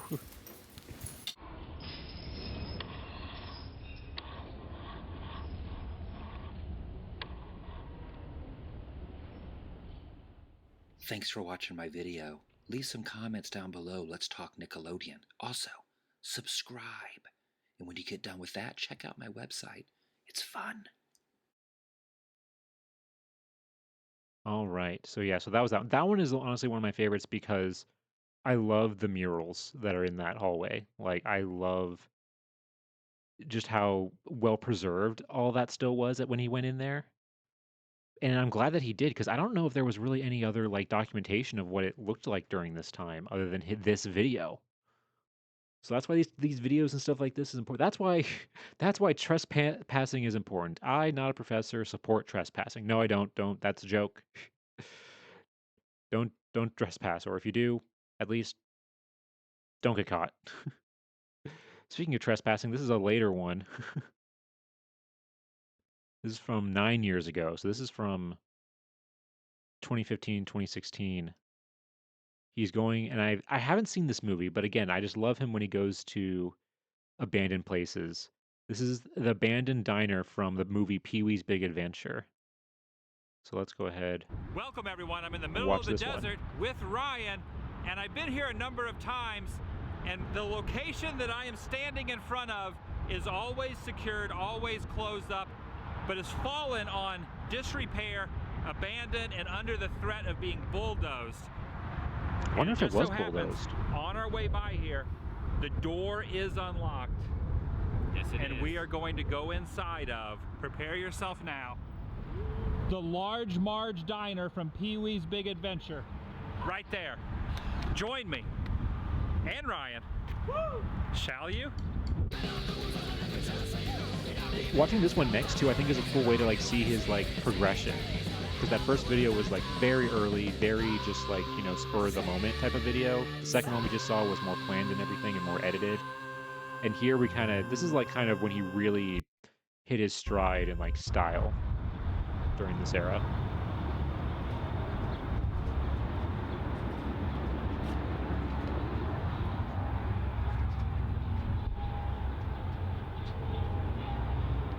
Oh wow, It and this looks place like is someone has busted in the door that So leads that's why the front door's inside open. the old, decrepit diner. oh wow, they literally busted the wow. Hello? Hello? Hello? God, that's creepy. Again, I don't know if I would do Squeeze through here. this would be more terrifying for me. I'm not scared of like ghosts or anything like that. I'm scared of people. I don't believe in like ghosts really or any of that kind of stuff. When I like go to these types of Like the roof places is or caved like down? Yeah. explore like quieter abandoned places, So in I'm more Pee-wee's scared of Big the Adventure, people that are there. This is where Pee-wee, right over there in that corner, was washing the dishes. This is where Paul Rubens was standing. The scene right in here. Okay, be careful going under here. Be careful going under here.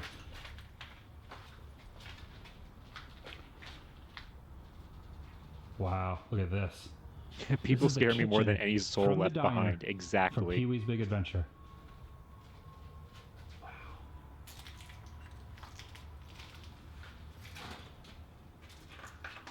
Oh my gosh, there's still grease in the fryers. Okay, we're going Oh. into the main section God, of the that diner. is- Holy ugh. cow. Right there is where Pee-wee sat.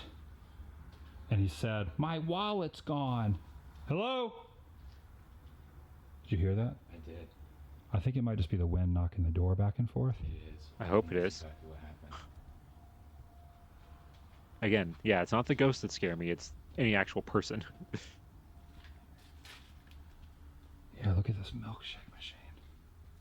Oh, and it still Coffee's has all like the here. equipment. And the last time this place was open was September of 2013. The coolest thing about being in here is the fact that the mural dedicated to Large Marge was right there. The Large Marge you were riding with was her ghost.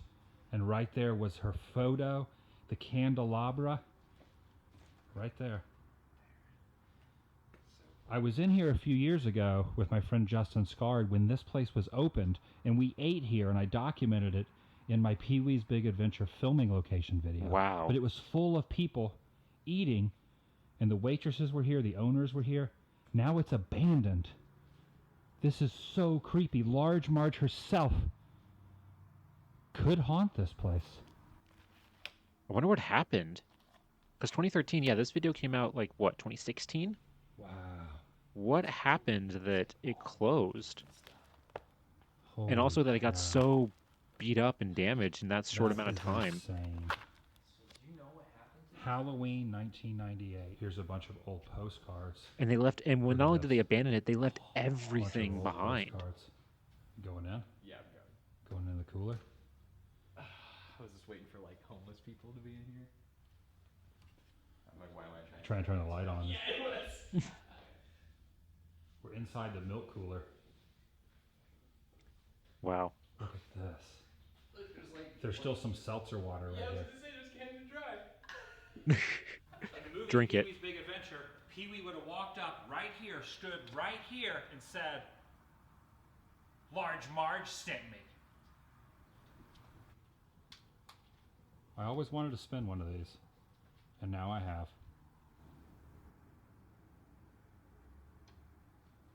Also, I love these like old diners.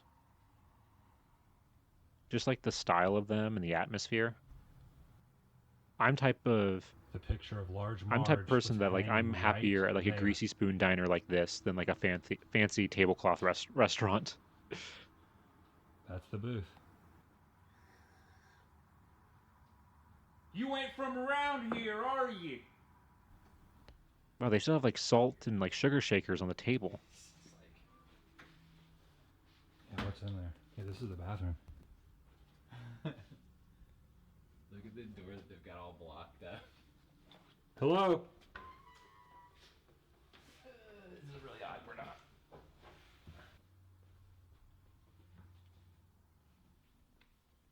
Yeah, well, the video camera I Okay, don't think this is is doing much creepy. anymore. This is definitely creepy. You really can't see anything in here. What is this? Some kind of... Whoa. It's a Plinko machine. What? Plinko? Wow. Oh, Yeah, speaking of that's Plinko, cool. that's The old something else that I Cabazon want to maybe dinosaur one day wheel-in when I have like a restaurant chill stream and I want to coloring watch pages. something. I found online that like they've uploaded a bunch of like old Price is Right episodes from like the 80s and 90s. And I think it would be really fun to watch some of those and kind of like play along with it. And just watching the Jabbing old, your hand the down on old, there, your stuff palm, for sale or right on there. like the old prizes and like, Oh, old man, Bob what is Barker that and just all the relic? old styles and everything. I think it would be fun. That's cool. Look at that.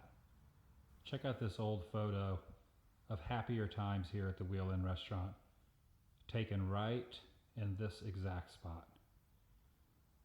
Right there. It's kind of sad.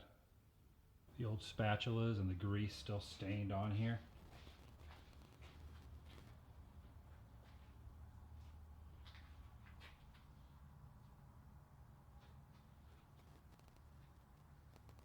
Okay, so it's called the Wheel-In Diner. Look at this gnarly old What happened stove. to it? That has been here a long time. The roof, there's a better view of the roof caving in.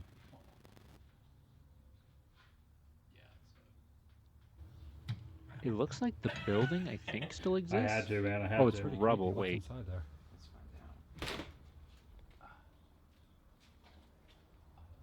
Oh yeah, it's like a smoker of some sort. Still smells good. Oh man, that's something out of Texas Chainsaw Massacre right there. These flaps. This is like a sauna. What the heck, man? Yeah, this was a very large kitchen. I can't believe how big it is.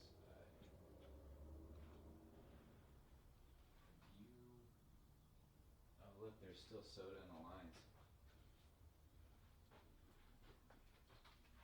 It's crazy that it was open as early as like 2013, and now it's These are it old looks like it's letters gone. that went in a sign. So there's like different letters: A, B, C, D, E, F, G, all through there. No, I think it's for something in here. See, look. Oh, the letters. Oh, because this was like a banquet hall, right? So you mean So these are the letters for the banquet hall. As you enter in the banquet hall, that's what they would change the lettering of. this is huge. Okay, this is getting creepier by the second. This is... I think they need gloves more than Those anything, neon Coco. gloves. That's what I'd be terrified too, of touching something just gross Oh, that in smells here. awful.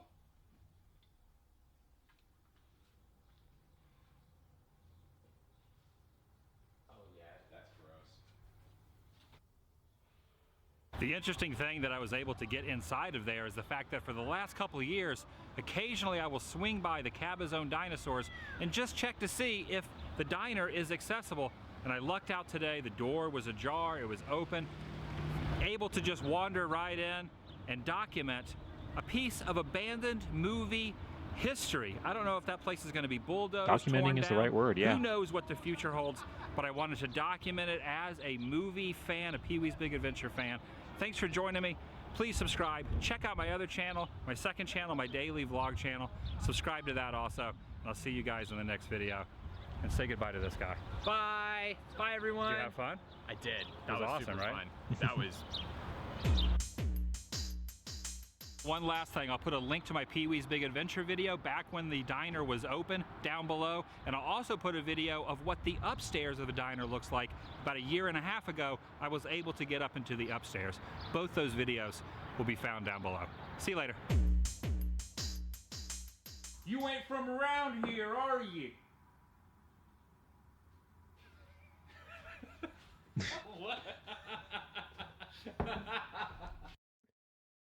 You know, something I forgot to mention too is that I actually, you can't see me doing it with my hands. I'm making like the tiniest little like gap in between my fingers. I was that close to meeting Adam the Woo one time because he came and did a vlog, as he was mentioning there, his daily vlog channel, which actually, by the way, um, is this right here, the next thing we're going to look at, because he would do daily vlogs.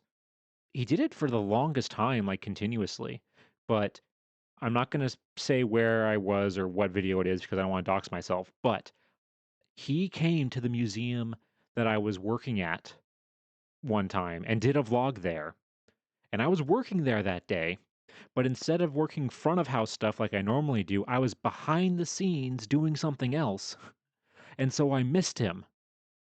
And then like the next day, it was like it was like I saw like he uploaded one video where I saw he was like in my town. And I was like, "Oh my god, he's in my town. I wonder if he'll like, he should totally come to like, to the museum that I was working at."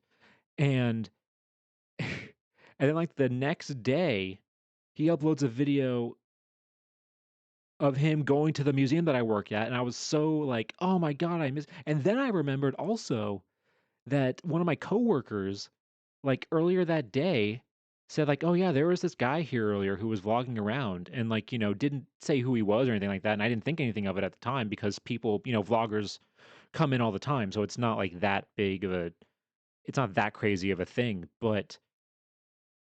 He, but yeah, I was so close to actually being able to meet Adam, and I wish I could have.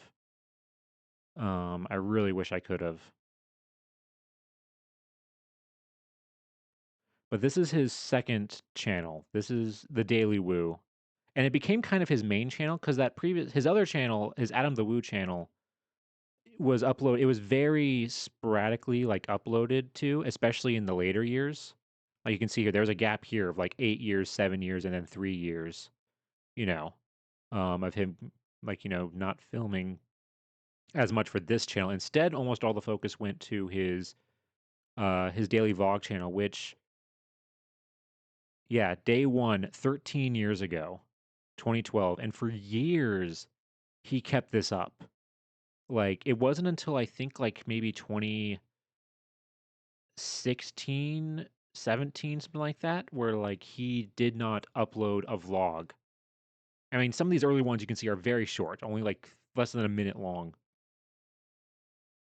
you know, of him just like doing things. But then later on, they became more like, detailed, road trippy, edited, and kind of like mostly like they became that video that we just saw at like the diner, like that style of it.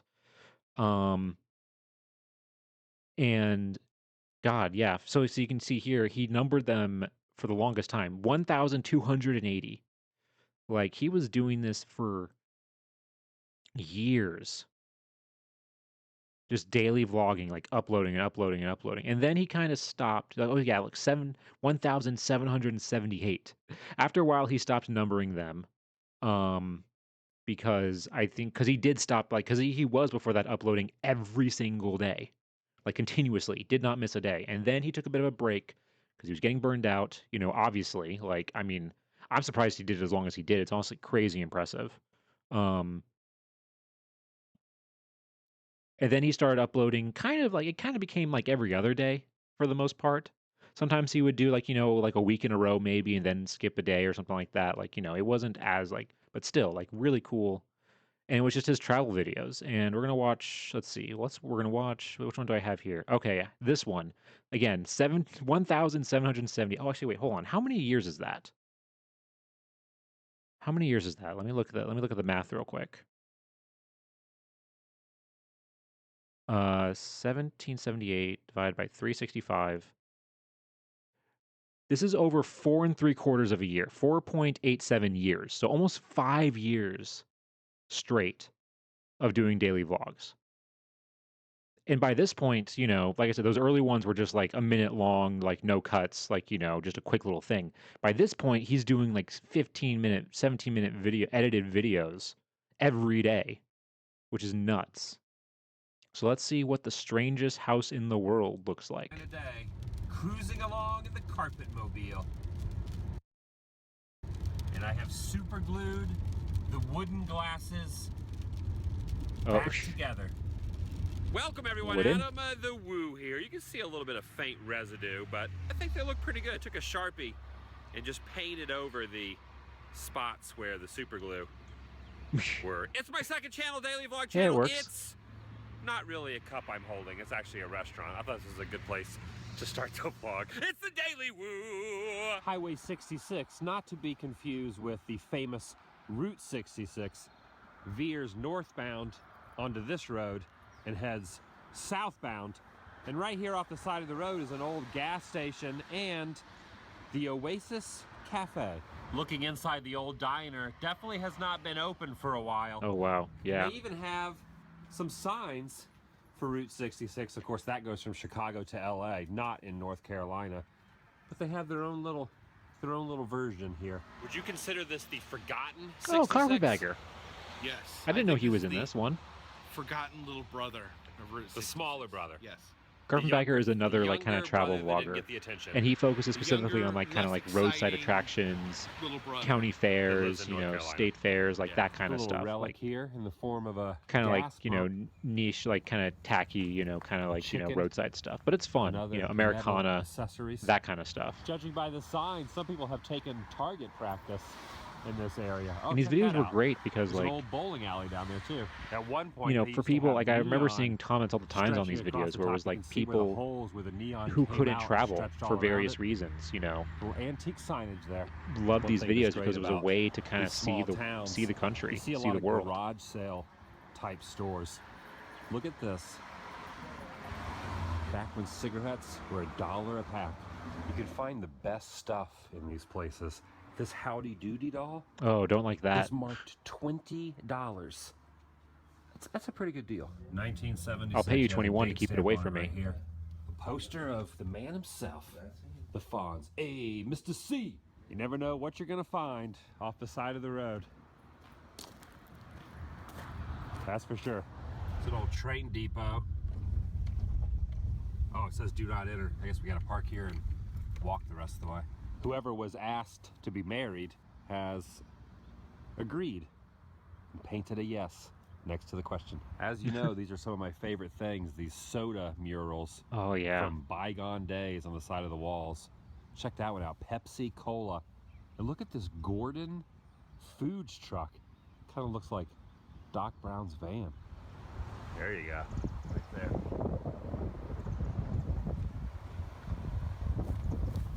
Now walking the grounds of Wake Forest College, and there is a picnic table here with the periodic table engraved on the seat and the It's top of it itself. it's a table for the periodic table.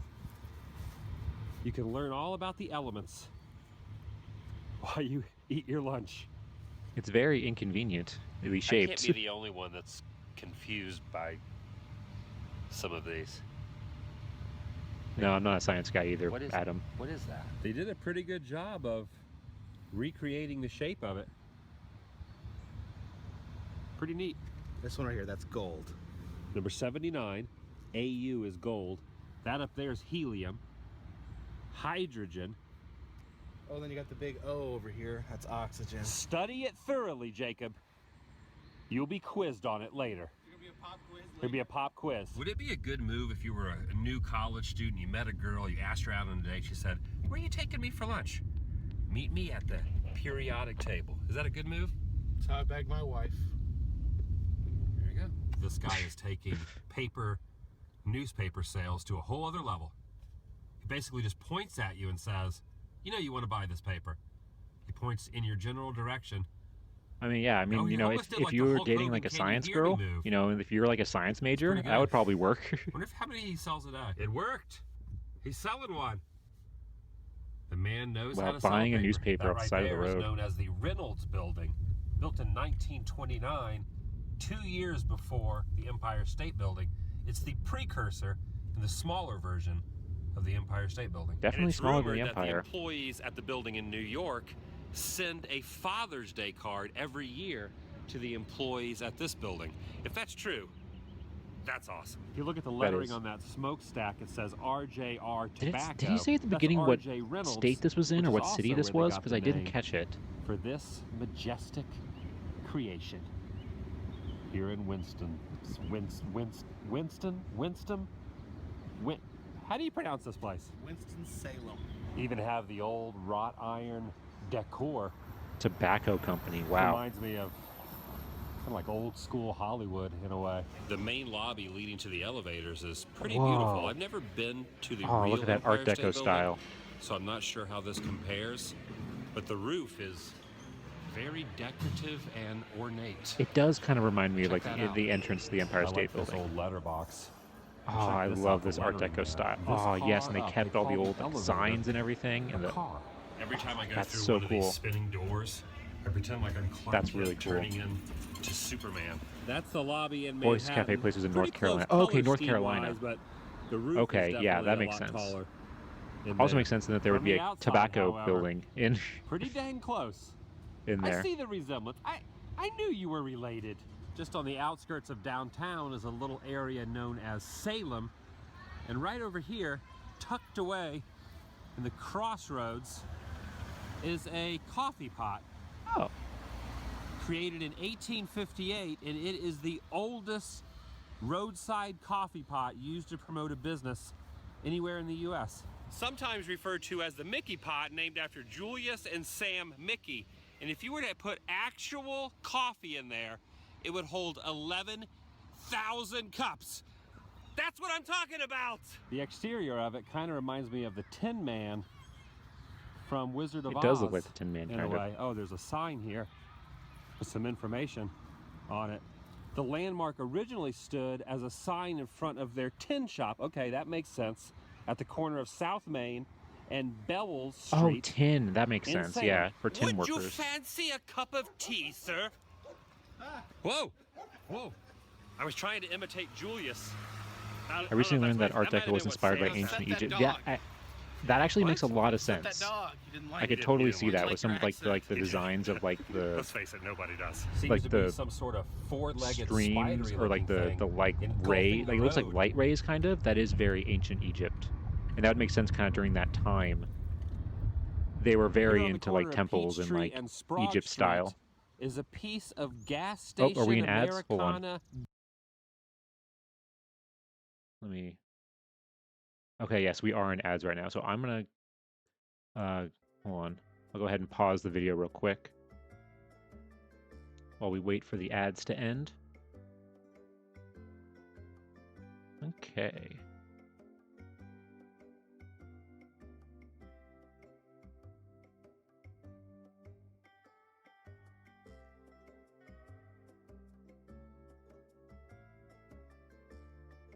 So yeah, we'll go ahead and we'll wait for the ads to end. I'm actually gonna go stand up real quick and use the bathroom. I'll be right back.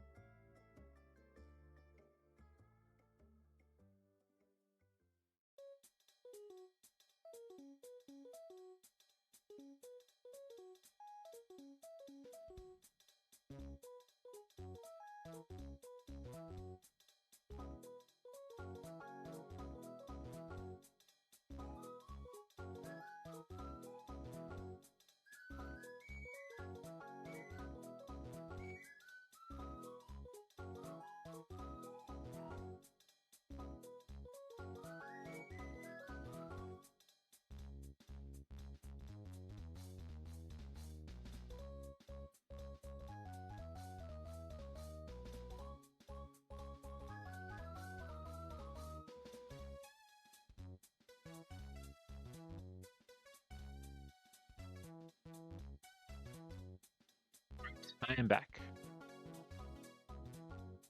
Let's see. Okay, ads should be done soon.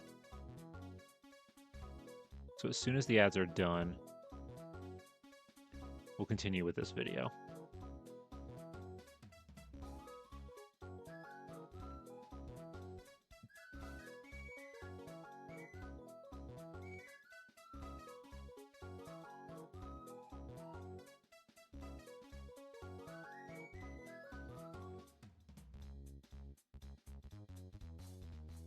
Okay, looks like ads are done. So let's go ahead and let's continue. Turn off the music real quick. And continue where we left off. Goodness, if ever there was one. Oh wow, Look old gas station. at this Shell station. It's made from an actual shell. Well, it's probably concrete, but it's in the shape of a shell. With the original gas pumps still in front. We need to bring There's back 2 of them. buildings that look like the things that they sell. That was such a You cool look thing. closely inside the window. It just makes Check things out so that much more old fun and school cool. white, also with the Shell logo on the front of it. How cool would it be to live behind this thing? Well, I don't know. They might have a different opinion, but I think it'd be really cool to live behind the station. It'd be easy to give directions. Probably used to be the that house big of the Shell person who worked station? or like owned that Shell station. I just look for the big yellow shell. What are you talking about? A The shell? big yellow. If you drive around the outskirts of Winston-Salem, you would see a big yellow shell, and What? just behind that is where I live. Like That's like a seashell? You're making this very difficult. All right, this answers my question. They're not happy. They have a dog barking and a sign that says, "Please don't touch." They don't like living behind the shell. All right, Yeah, probably get too many Get people. stoked. This is for posterity. Let's act excited. Come on, more. Give it Gotta all act- you got. Gotta act excited for All the right, that's good. thumbnail. That's too much. Bring it down. Bring it down a notch. Nailed it. Cruising into Kernsville now. Looking for a place to get a bite to eat. There's a plethora of I love that they're also just going through like small towns and stuff in these videos. That's one of the things I really like about these. The band I like about these videos is that it's not always like a big thing. Deli and sandwich There's shop, not yep. background music or That like sounds good over to me. editing. Nice little hometown feel It's very to it. kind of like This kind of Bob Rossi is almost, what like we're dealing relaxing. with. I got the hot roast beef sandwich. Ooh, that with was good. The dip, which is called Azure dip. And what'd you get, Jacob? A little Reuben. A little Reuben. That's more than a little Reuben. That's an epic. Look at the top of the toast there. They like put a little decorative swirl.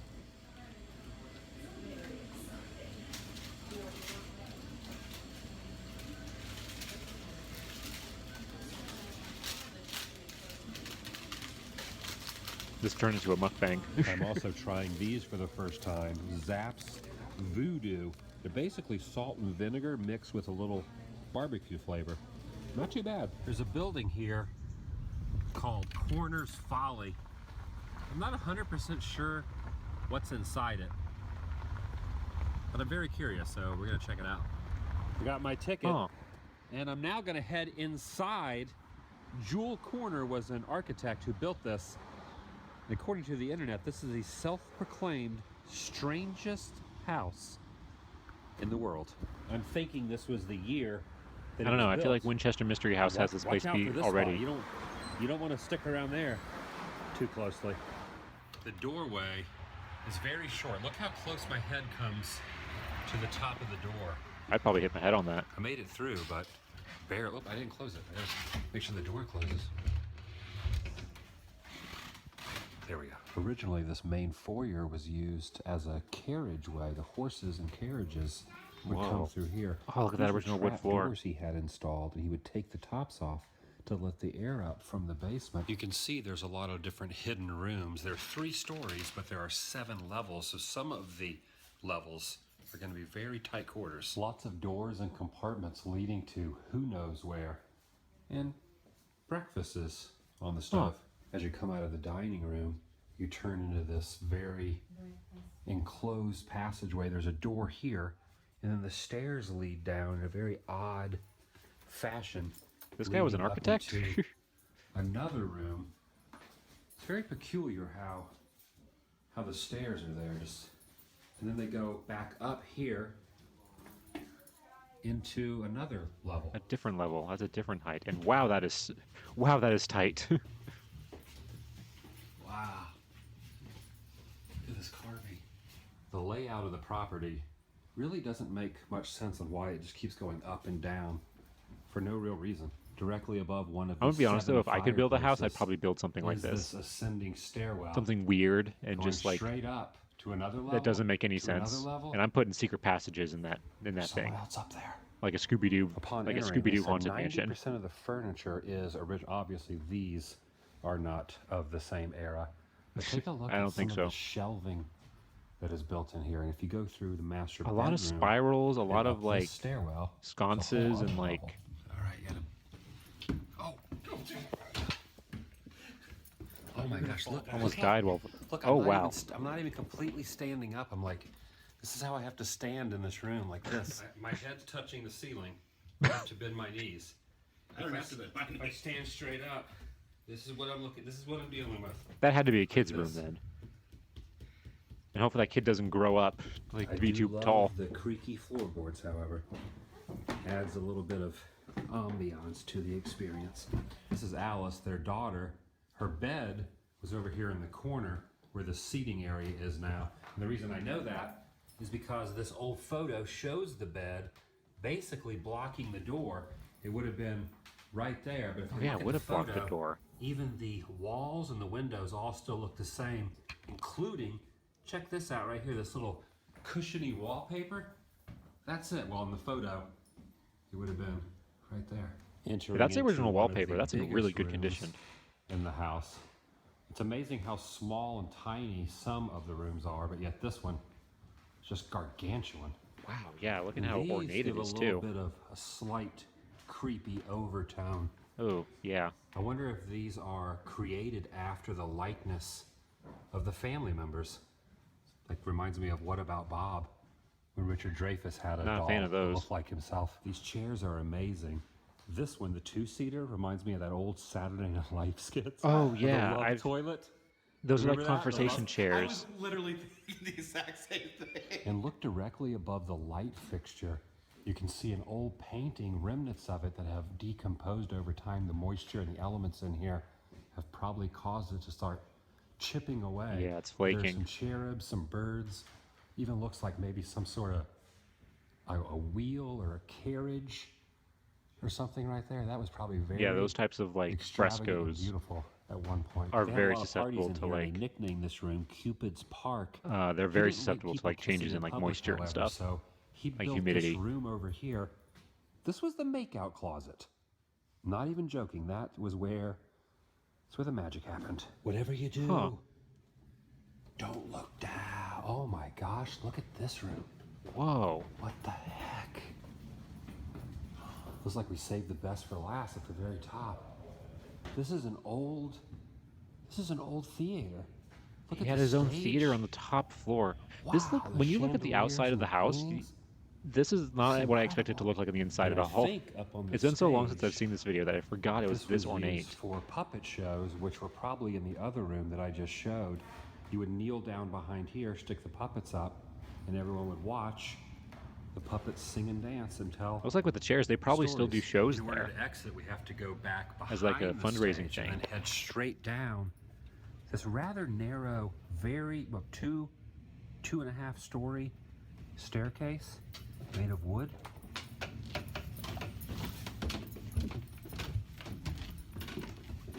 Oh, there's a broken mirror. That's bad luck. He lived here for a while when he was single, and that's when he had horses, and this was the hayloft. When he got married, his wife said, take the horses off property and decorate this room into something else, and that's what it looks like now. And then Yeah, it goes does into still not look a really closet, pretty. but another room, a teeny tiny room, which in my opinion doesn't really make a lot of sense, and then goes straight down, continuing down. But yeah, the layout is these just wooden very stairs weird. Even farther into a smaller. It's like these are all like corridor. servant While I steps. love the architecture of this place and would really enjoy living here, there's not a lot of room to get through here. I could go down this way, But I think Oh, it that makes is more narrow. sense to go in here. Seems to be a better option. They also had a separate outhouse. Walk underneath there. Show how short that is. Don't duck. Yeah, that that could leave a mark. That is. Why would you put that in front of your outhouse? Especially if it's at night, you're gonna hit your head on that thing.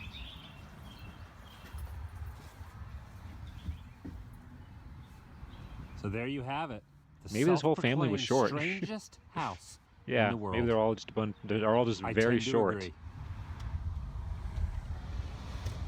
There's a mural of the house itself. Look at that. An old Bull Durham smoking tobacco painting. Pretty cool. The weather sure cleared up. Look at those clouds.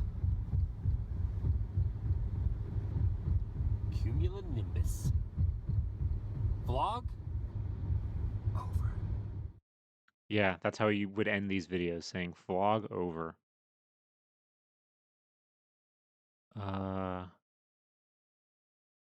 Let's see. Okay, I think what we'll do is, I think we'll watch, because like I said, this is going to be a shorter stream today because of just, didn't have much time to plan, and also I am a little tired. So we're going to do, I think we'll do one more video. I think we'll do this one. So this is part of his road trip. And these were honestly my favorite videos that he would do. Because I love how he would focus on not going to like big popular stuff. It was always like a lot of these videos are him going to like small towns and just finding cool stuff everywhere. And it really taught me because I did a road trip around the US, and it really like I've done multiple road trips around the US actually, but I did a big one where I was like 3 months going around the whole country, and it really showed me that like cool stuff is everywhere. You don't need to stick to like the main freeways or interstates. That you can find interesting, fun stuff or interesting, cool stuff, history everywhere. And I think that's kind of like how like my favorite aspects of history are the more mundane, which is part of the reason why I'm so into like the genealogy stuff. Everyday people, not the famous people, not the famous events. That stuff is cool, but it's just not as like I want to focus more on the more mundane, and that's kind of what Adam does with these vlogs is he focuses more on just like average everyday places and scenes. So yeah, so we're gonna go watch this one where he's traveling across Alabama.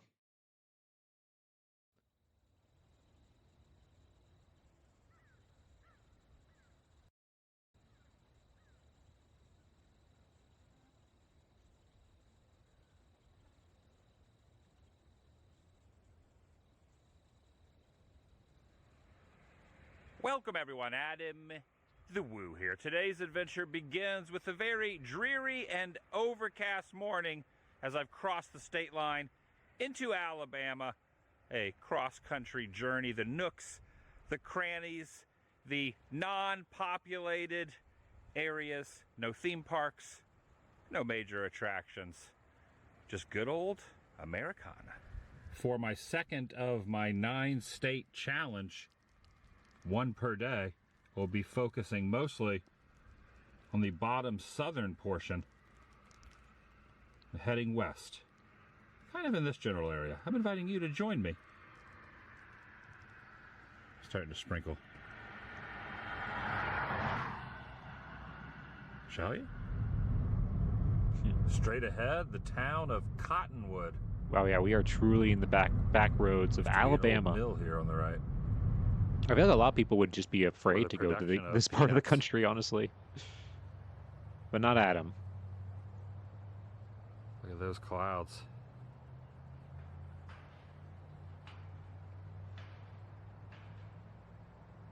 The wind is gusting and making quite the racket over there with that loose metal.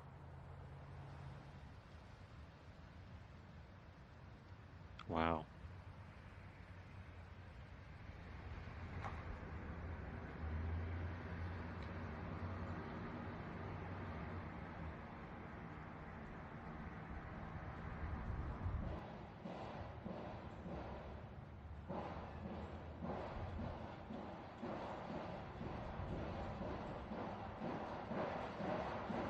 lot of these small towns nowadays are being abandoned because there's no job opportunities here.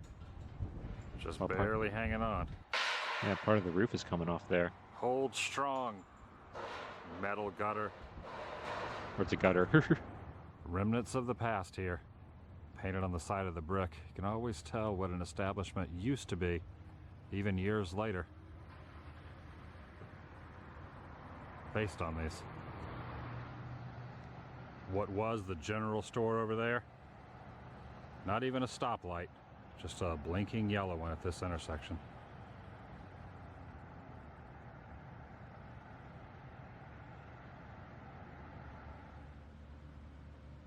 Danford's Quick Mart. The back side of this has been removed, fallen, and the shop is closed. Yeah, no surprise there, really.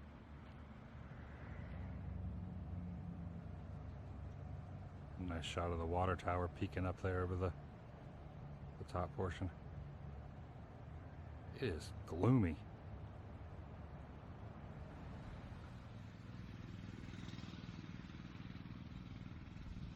Cottonwood Chiropractic Clinic. Wow. Doesn't look like anybody's been there in a while. You know you're in a secluded area when there is a weight limit signage for vehicles. I'm good. The road narrows. Yeah, narrow It's bridge. not a single lane bridge, but pretty close quarters if you had two big automobiles on it. The pavement has changed into more of a, whoa, little bumpy, whoa, just went over a pothole, to more of a gravel substance. There's some cotton. It's a field of cotton.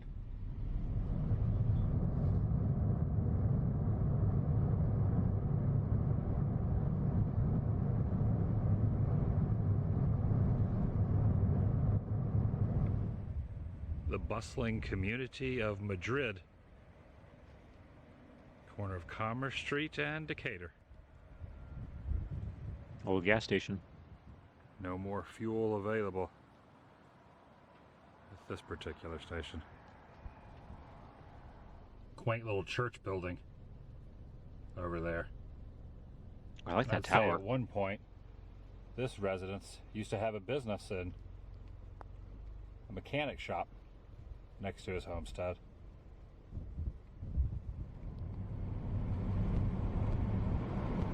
Gridlock level at 0. Absolutely none.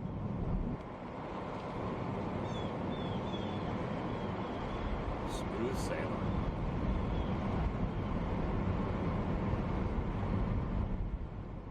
Hello there. They're all staring at him. What you up to? Just Like, hanging what are you- around, huh? Like, what are you talking to me for? Oh, don't do that. That field just goes on and on and on. Dang, those cows. They freaky. Sea of cotton. Wanted to get recorded.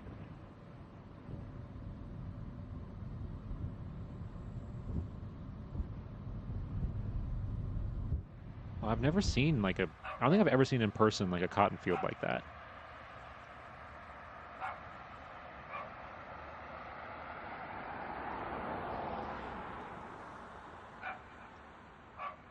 Hold on, I just want to pause real quick because I don't want to interrupt the moment. But like one of the things I love that he does in these videos is that he'll just hold uh a shot like this and let just the ambiance. It's kind of like ASMR. I mean, I don't like actual ASMR really that much, but it's very like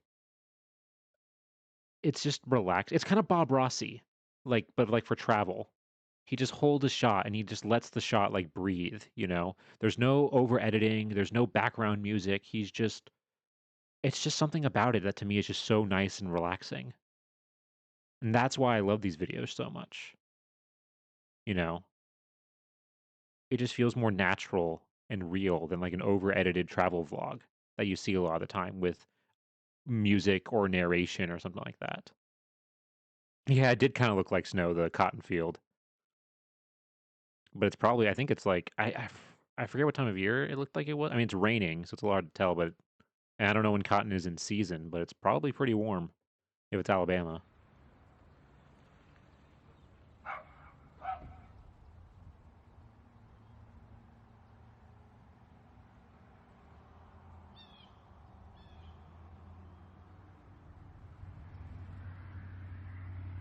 Dr. Pepper. Free ice on fish for fishermen. Wow. There's the rain.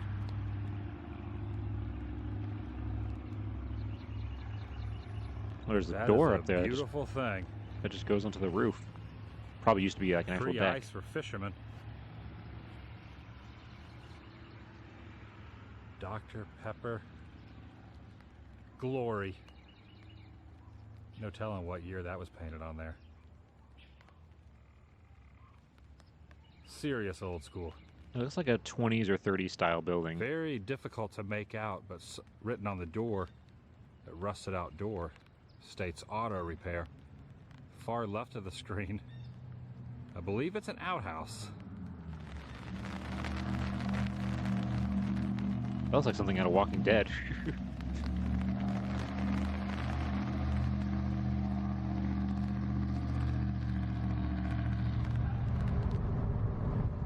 Sun's finally starting to peek out a little.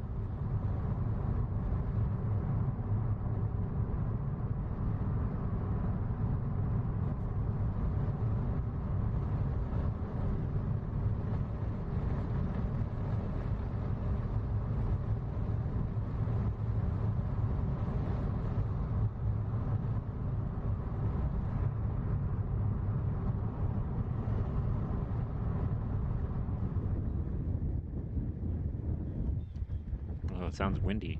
You can tell it's windy because you can see how the clouds are moving.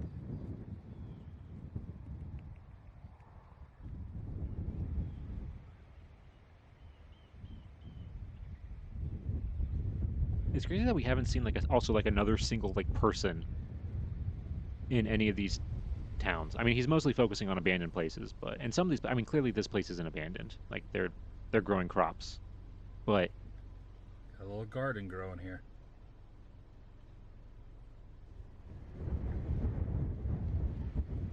oh yeah, it is definitely The windy. church windows are not stained glass. They're kind of tinted marble. I thought they were boarded up. Huh. Now, I've heard of Sunday school and morning service. Not familiar, however, with a training union that's been scratched out. I wonder how many people still go to that church.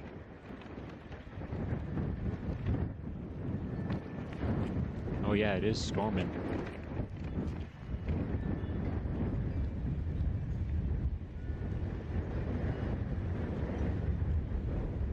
Very gusty.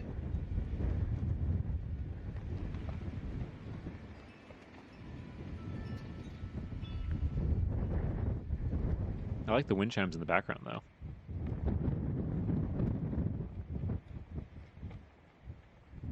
Oh, and their volunteer fire department is just looks like a shed garage. Oh, look, some more locals. Gotta be quiet. Wait, they spotted me. They spotted me. You're Go probably back the to only person grazing. they've seen all day. Downtown Sampson. There's a megaphone placed up there on that telephone pole. Way up there.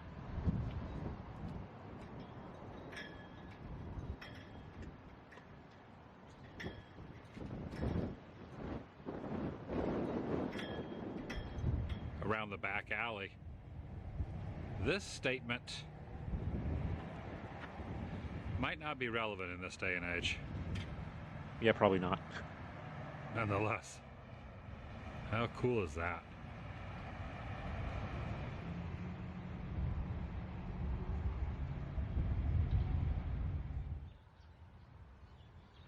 Kinston Water Tower on the horizon. This shop Oh, wow. Look at the vines. It's closed on Mondays. It's probably going to be closed every other day, too, at this point. Wow, it's completely As taken over the stated. porch. A few locals at the post office there in the middle of this little section. It's coming Wow. down again.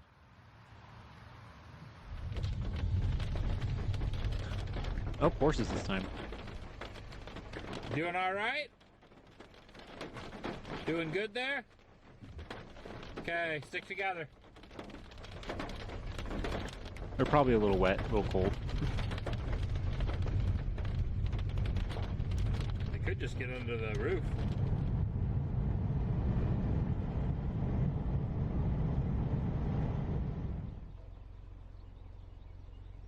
Oh, God. Picking That your is nose, huh?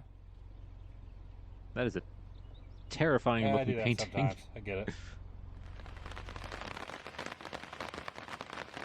On the top of Horn Hill sits this grocer's, or former grocer's. No, Dr. Pepper. Dr. Pepper must have been big in this part of the South. Why do That's they like have the this second umbrella? Dr. Pepper thing we've seen. Drove a little bit of a ways.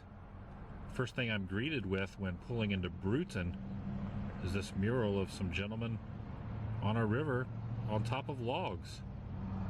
And that is a heck of an awesome looking auto parts shop. Wow. Pronto. And I like how the railroad tracks line up parallel to the shops. Wow, that seems really close It's to the almost road for those railroad unnoticeable tracks. at this point. You can faintly make out the furniture store. Oh, yeah, it does say furniture. Goodness, that water's coming down. I could barely read that.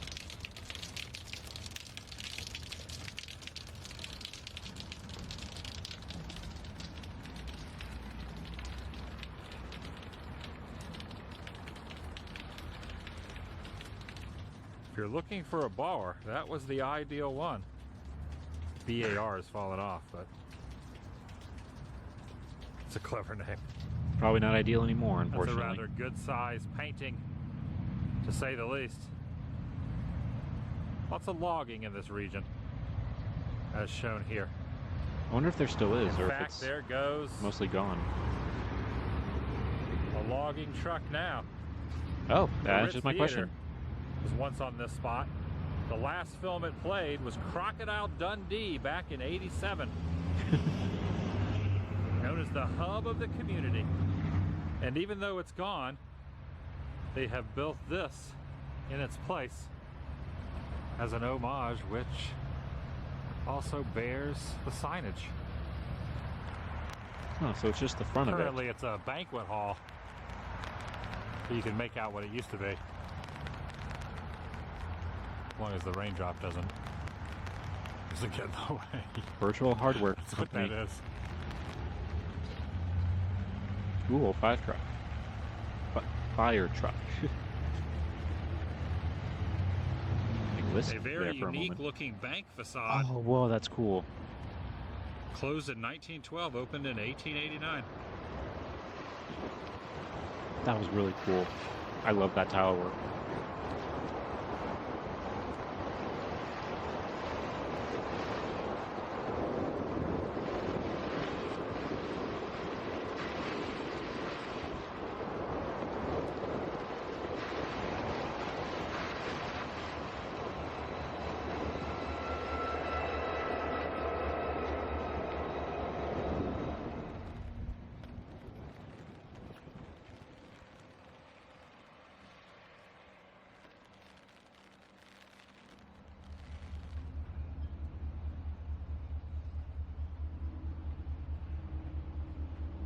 The rain is honestly adding like a There really nice isn't an ambiance to inch this video. of clear sky.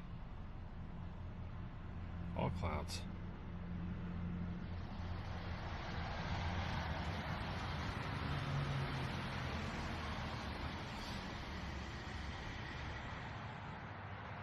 Ooh, oh, it's a log cabin house. I didn't notice that at first. With a train caboose. Oh, they got a Dukes of Hazzard car in the front. In front of the fireworks shop. That's the most Alabama thing right there.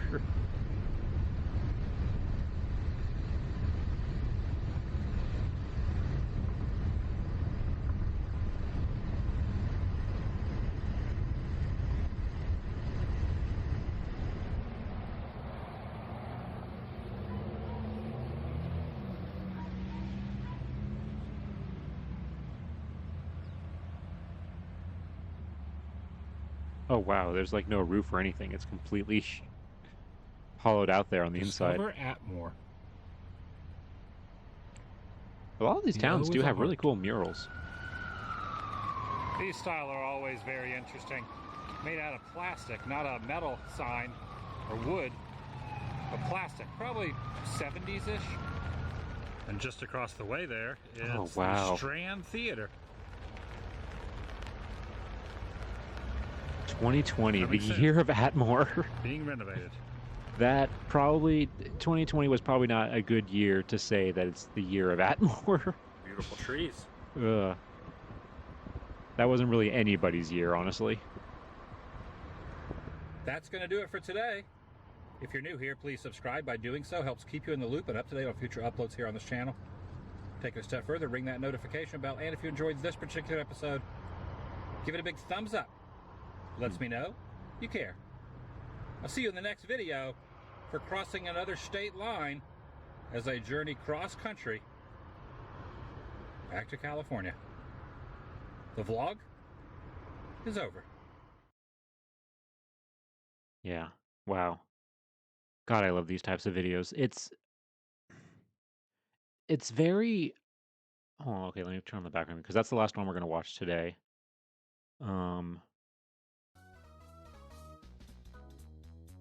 Yeah, exactly. 2020. Not a good year to say this will be our year.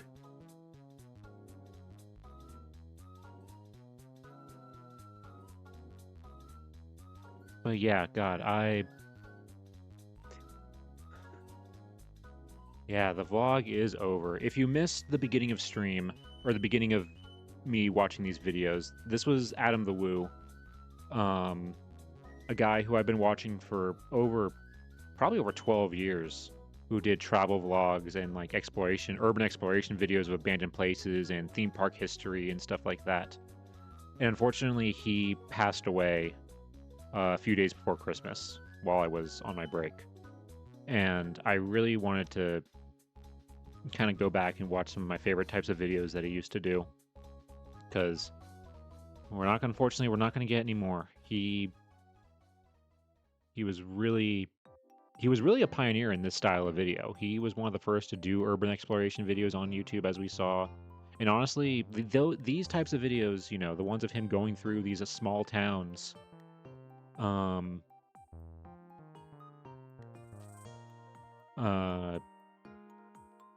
were some of my favorites just because it taught me that you can find cool and nice stuff everywhere. You don't need to go to big cities. You don't need to go to famous attractions. You can find nice and cool stuff everywhere. And it really has changed how I travel and stuff like that, and how I explore places and how I look at things. You know, and it honestly was an inspiration for me to, you know,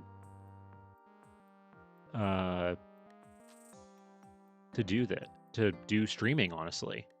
To talk about things that I'm interested in, to show cool stuff, not like, you know, obviously like traveling, but just finding like, you know, the lesser known stuff, you know, with like history by doing genealogy stuff, because that is kind of more the small town when it comes to like history, because it's not about the big important events or the important like famous people in terms of history. It's the regular everyday people, which is what these types of vlogs are about.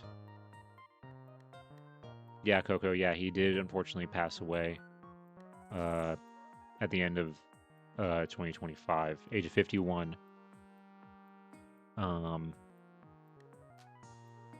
Yeah. So yeah, his last video was uploaded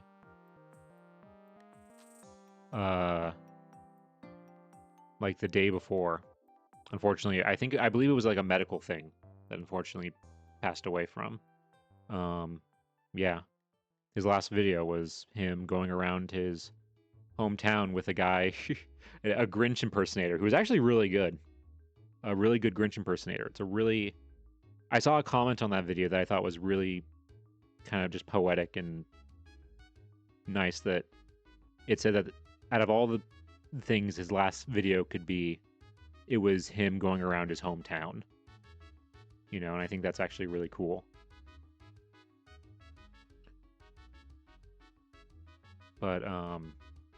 But yeah, so I highly recommend checking out both his videos on the Daily Woo and his Adam the Woo channel. If you love traveling, if you love urban exploration, theme park history, Disney, Universal Studios history, you know, stuff like that, highly recommend checking him out. Yeah, it is a good send-off. Unfortunately, it was one that nobody, you know, that he didn't know it was coming, but yeah. But yeah, so go ahead and check him out. You know, we'll miss you, Adam. And you know, as you said at the end of every video, the vlog is over. But thankfully, we still have all the. I hope they keep these channels up, like, because not only are these, you know, like good, they're important. Like the one we watched with the, you know, Nickelodeon Studios, that's actually an important, like, kind of piece of history a little bit, like preserving, you know, like what these places used to look. He was one of the few people who like would go into these places and show what they looked like before they were torn down.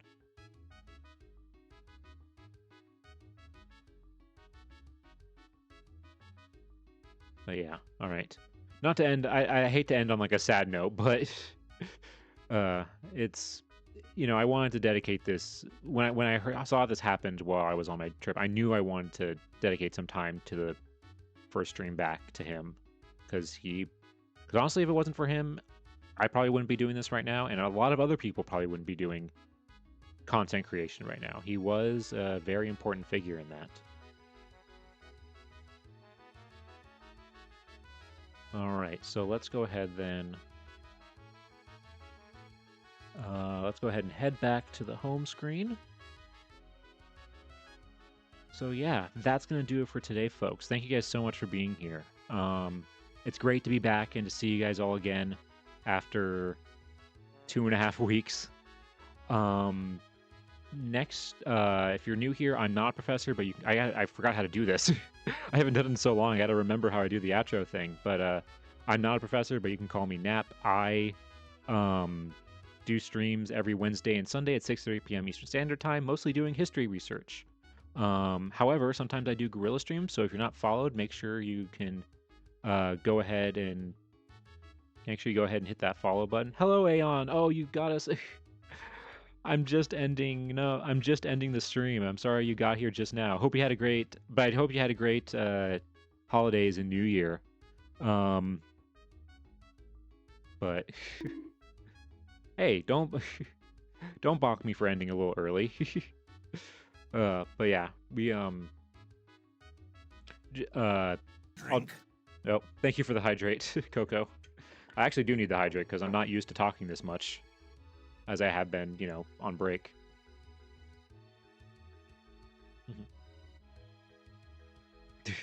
Just making trouble. Well, I appreciate it, honestly. Makes it more fun. Yeah, so the next stream will actually likely be on Saturday, where we'll be playing some more 2 Point Museum. And then Sunday... Actually, hold on. In case you guys... I think some of you guys missed it. Just really quick. Let me go back here real quick. One of the things we talked about at the beginning of stream was going through my 2026 goals, and you can see them right here. Goal is to hit 250 followers, upload more long-form YouTube videos because I've been focusing mostly on shorts, maybe commission some assets for like stream overlays and like transitions, and not just use the stock photos that I currently have, and stream some more games other than 2 Point Museum. Oh, whoops. Hold on. That is not what I meant to do. I don't know how I did that. One of which is, or 2 games that I bought that we will be playing this year on stream are The Root Trees Are Dead and Red Dead Redemption 2. And then on Sunday stream, this is the reason why I wanted to bring this up again, we're going to be going back to our good old genealogy research streams. These are some antique photos I bought at some antique stores while I was on break. And we're going to be going through and doing our classic genealogy research. And getting that back into the groove of that. So yeah, And with that, let's go ahead and let's find somebody to raid.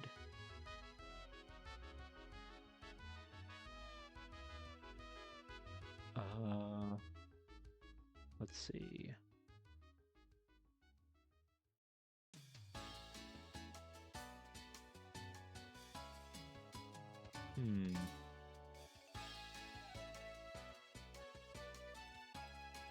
Who is live right now?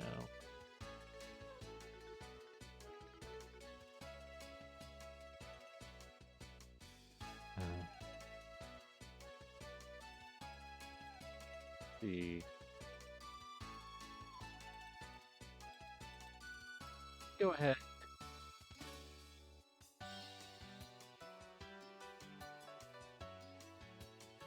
Go ahead and raid Vexing Cat here. I've seen a couple of her streams, and she's doing a reading stream right now. She's reading the Song of Achilles. So let's go ahead and we'll start the raid. And let's go ahead. Oh god, I gotta remember how to do raid messages. Okay. Gotta remember how to do this. It's been a while. Alright, so that one will be for subscribers. Oop. And then a follower one.